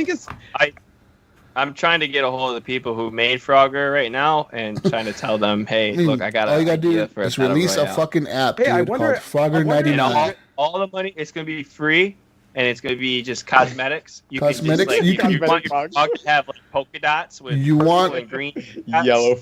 You want a pink frog? 50-cent microtransaction. Boom, boom, boom. Have every color ever. And then we'll have different tiers. We'll have a $1.99, and then you'll add. Oh, you can unlock a bullfrog. You can unlock bigger, different types of frogs, and then we're gonna add other animals into the game like crickets and shit. Yeah, crickets, birds. Yeah, fish, anything, any kind of animal. You want to be a bear? You want to look like a bear crossing the road? They could all be salmon. You have to, they jump in the river and salmon and not get caught by a bear. Bears are going across the bears cars. are Floppity Salmon 99 coming to you from the Horrible Gamer Studios. Salmon 99. Floppity Salmon 99. Salmon Run 99. No, Floppity Salmon. We gotta add the floppity in there because everything's about flops these days. Flops. You flippity flop. I'll be on the cover. Got all the flop. You flippity flop across the road, and you win. You win. Oh my goodness, we got this. That would be an actual fucking hit on iOS. I think it would. We put it on Apple's new streaming game service shit, whatever the fuck it's called, Apple Play or Apple Arcade. Yeah. Does anyone in the community know how to make just simple I'm being serious. games on? Oh, dude. This is a real thing that's going to happen. We're going to create this game. We can make this once Dreams comes out. Flippity Flop Fish 99. It's going to be the first HGP release. Flippity Salmon 99. Oh my god, if you guys made awesome games and had it in HGP Plus, like Salmon Run 99. Awesome. Flippity Salmon 99. Demon Flops 99. 100 demons are coming out of a book. Okay. You got 100 demons that are coming out of a book. The book opens, 100 demons comes out, and you got to dodge. They're going to be angels, and they're going to be killing the demons, and you got to dodge them, and your last one standing wins. What about Whack-A-Mole 99? Whack-A-Mole 99. Yes. Mole. Oh, no. You're not the whacker. You're the mole. Yeah, you gotta hide. You gotta like duck down, but you only get like every time you press to duck, it only lasts for like a second and it pops back up. You only get a certain amount of time to hide, and then you have to move. Yeah. Oh fuck. God. We're on to something, guys. We're on to something. We are making Battle Royale. It's all about 99s now. 99 everything. That's the future of gaming. We're not even going to be a podcast anymore. We're a gaming company now. We're now Horrible Gamers Gaming Company. Fucking HGP Studios. HGP Studios. We're gonna have an office in Detroit. Yep. Next to the RoboCop statue. We're gonna open an office in an abandoned warehouse in Detroit. Oh man, got good ideas. Yeah. Seriously, people, if you are a game developer or know how to make an app, hit us up. We're dead serious. We'll let you like make money off of this too. We just want our names on the credits, man. I just want to make money. 90, 10. Oh no, you're becoming an EA. All you care about is the money. Oh shit. Oh shit. I mean, we're giving them a free game. All they got to pay for is cosmetics. Yeah. Your first game in. Put us on the credits. Same thing that Apex does. Yeah, true. Free to We'll play. have a battle pass soon. Battle Pass. The Flippity Battle Pass. The Flippity Pass. The Flop Pass. Game of the year for mobile games. We'll be at the next Apple event talking about the Flippity Fish game. Flippity Salmon 99. We'll be at E3 in like 2 years talking about Flippity Flop to people with phones. We've now added more Flippity Flops to the more game. Flippity Flops. Have you ever sat there and thought to yourself, I need more Flippity Flops in my games? Well, we're now happy to announce that the Flippity Flop engine is available to use on any platform. Right now. Everyone goes Flippity crazy. now. Game's available right now. All right, do it, guys. Mic drop.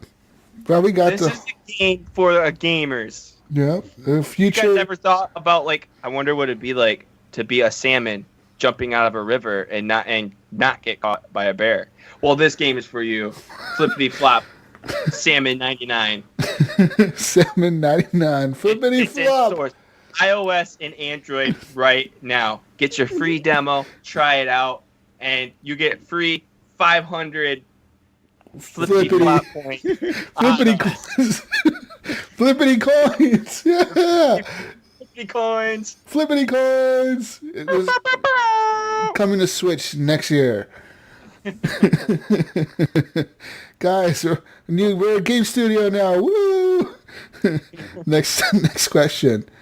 G55 train. I'm assuming that's Brian Tolp. He asks, what is the fascination with Discord? I don't get it. What does it do that other things don't? Wow. I finally figured out how to change my profile picture. It was awesome. I don't did really that. know. I'm on it because other people are on it. Well, let me tell you, this is what the It's mail an answer. easier, quicker way to get a hold of people to play games. Yep, it says here, you can direct message people, you can mention them, you can join multiple servers, you can do direct calls, you can have an army of people in the chat at once. It shows what someone is playing in the account. If the account is linked to Discord, it is just the best way for group communication. Yeah. Also, last thing here, got a comment from Brink of Eternity. He says, fuck Stadia, fuck it in the face. Also, Jesus is a dick. Wow. Oh, he's gonna love this episode. Oh shit! I mean, All hail Stadia. oh hell, Stadia, All hail Stadia. All hail Stadia. Stadia Master Race, Stadia Master Race. Google is our master. Repeat after me. Google is king. Google is king. Google is king. Stadia. Stadia. Stadia. Yep, it's the future. Future. Dun, dun, dun. Yeah, try Googling anything other than Stadia. Try it. Try it. Yeah. Fucking try it. Doesn't Stadia even is watching. I flippity flop and dare you. the floppity flips, the flippity flops. How many flippity flops do you dare me to do this? Oh, or you say, oh. Oh, way. Oh, the flappity flips. Look, people, I need your flappity coins into the flappity Patreon Oh, wait. to support me and my flappity habits. You guys, if you guys give us money on Patreon, you will get a free early access, 6 months early access of Flippity Flop Salmon 99, and then our next installment, Floppity Jumping frog. Jumping frog. Floppy Frogger. I don't know if we can have Frogger in the name. I think Frogger is trademarked, probably. I think it's be like Bullfrogger. We'll call it Blog Frogger. Blog and Flogger. Yeah. Or green. We'll give you a free cosmetic. We'll give you a top hat with a suit. Oh, wait. Wait, can we give him a top hat with the suit? Is that like Ricky trademark? Frogger. Amphibian. Amphibian flopper. Ribbit 99. Ribbit. Nice. That's a good name. That's a good fucking one. Ribbit 99, dude. Oh Ribbit. my goodness. That's it. Title right there. That's our second game coming in 2021. We got like 10 games lined up. We can't tell you all of them. Yeah, we got VR installments coming out. Do you ever wanted to play Frogger in VR? Well, here's your chance. You can see that VR truck coming right at you. Yeah. Gosh, that would be so intense. That would be Playing intense as Frogger shit. VR. You're looking around, and you look right, and then That would be awesome, actually. That would be really cool. And then see 99 other frogs trying to cross the road. It looks like they're all like charging on a battlefield, and they're all dying from getting shot. Oh, Pretty man. amazing. There's another one, a frog battlefield game. Talking almost like Battletoads here. I've never played Battletoads, actually. What about like a hungry hippo? We did that. What are we going to be, the ball? Oh, shit. That's a good idea. Hungry hippo. All these fucking hippos trying to eat you. And you're like, ah! Anyways, that's all we have for questions, people. That's all we have. Anyways, we're done. Find me on Xbox Live Gamer Tag, Jesus Walkslot. Find me on Steam, Jesus Walkslot. Find me on Uplay, Jesus Walkslot. Find me on Epic Store, Jesus Walkslot. Find me on PlayStation Network, GSUS Walkslot. And, what's it? You can find me on Xbox St. Nicholas and PlayStation Epic Irk. You can find me, PenPointRed, on pretty much anything. If you're using something, just type in PenPointRed. That's PenPointRed, and I'm probably on there. Yep. Oh yeah, and you can find me on my other podcast, GFNG. Our second episode. We should be recording that later today, actually. So we'll probably be up on like Tuesday or Wednesday. There you go. Yep. Good shit. All right. Send us out. Right. Oh, fuck. Oh, shit. Floppity flip, flippity flap. Flop, flop, flip, flop. What does Flippity say? We'll be flippity floppy next week. Back in this flippity podcast with more flops than ever. Bye, people. We'll be back next week. Bye. Bye, all you floppers. Flippin' A. Flippity flop, floppity flip. We don't care. Flip.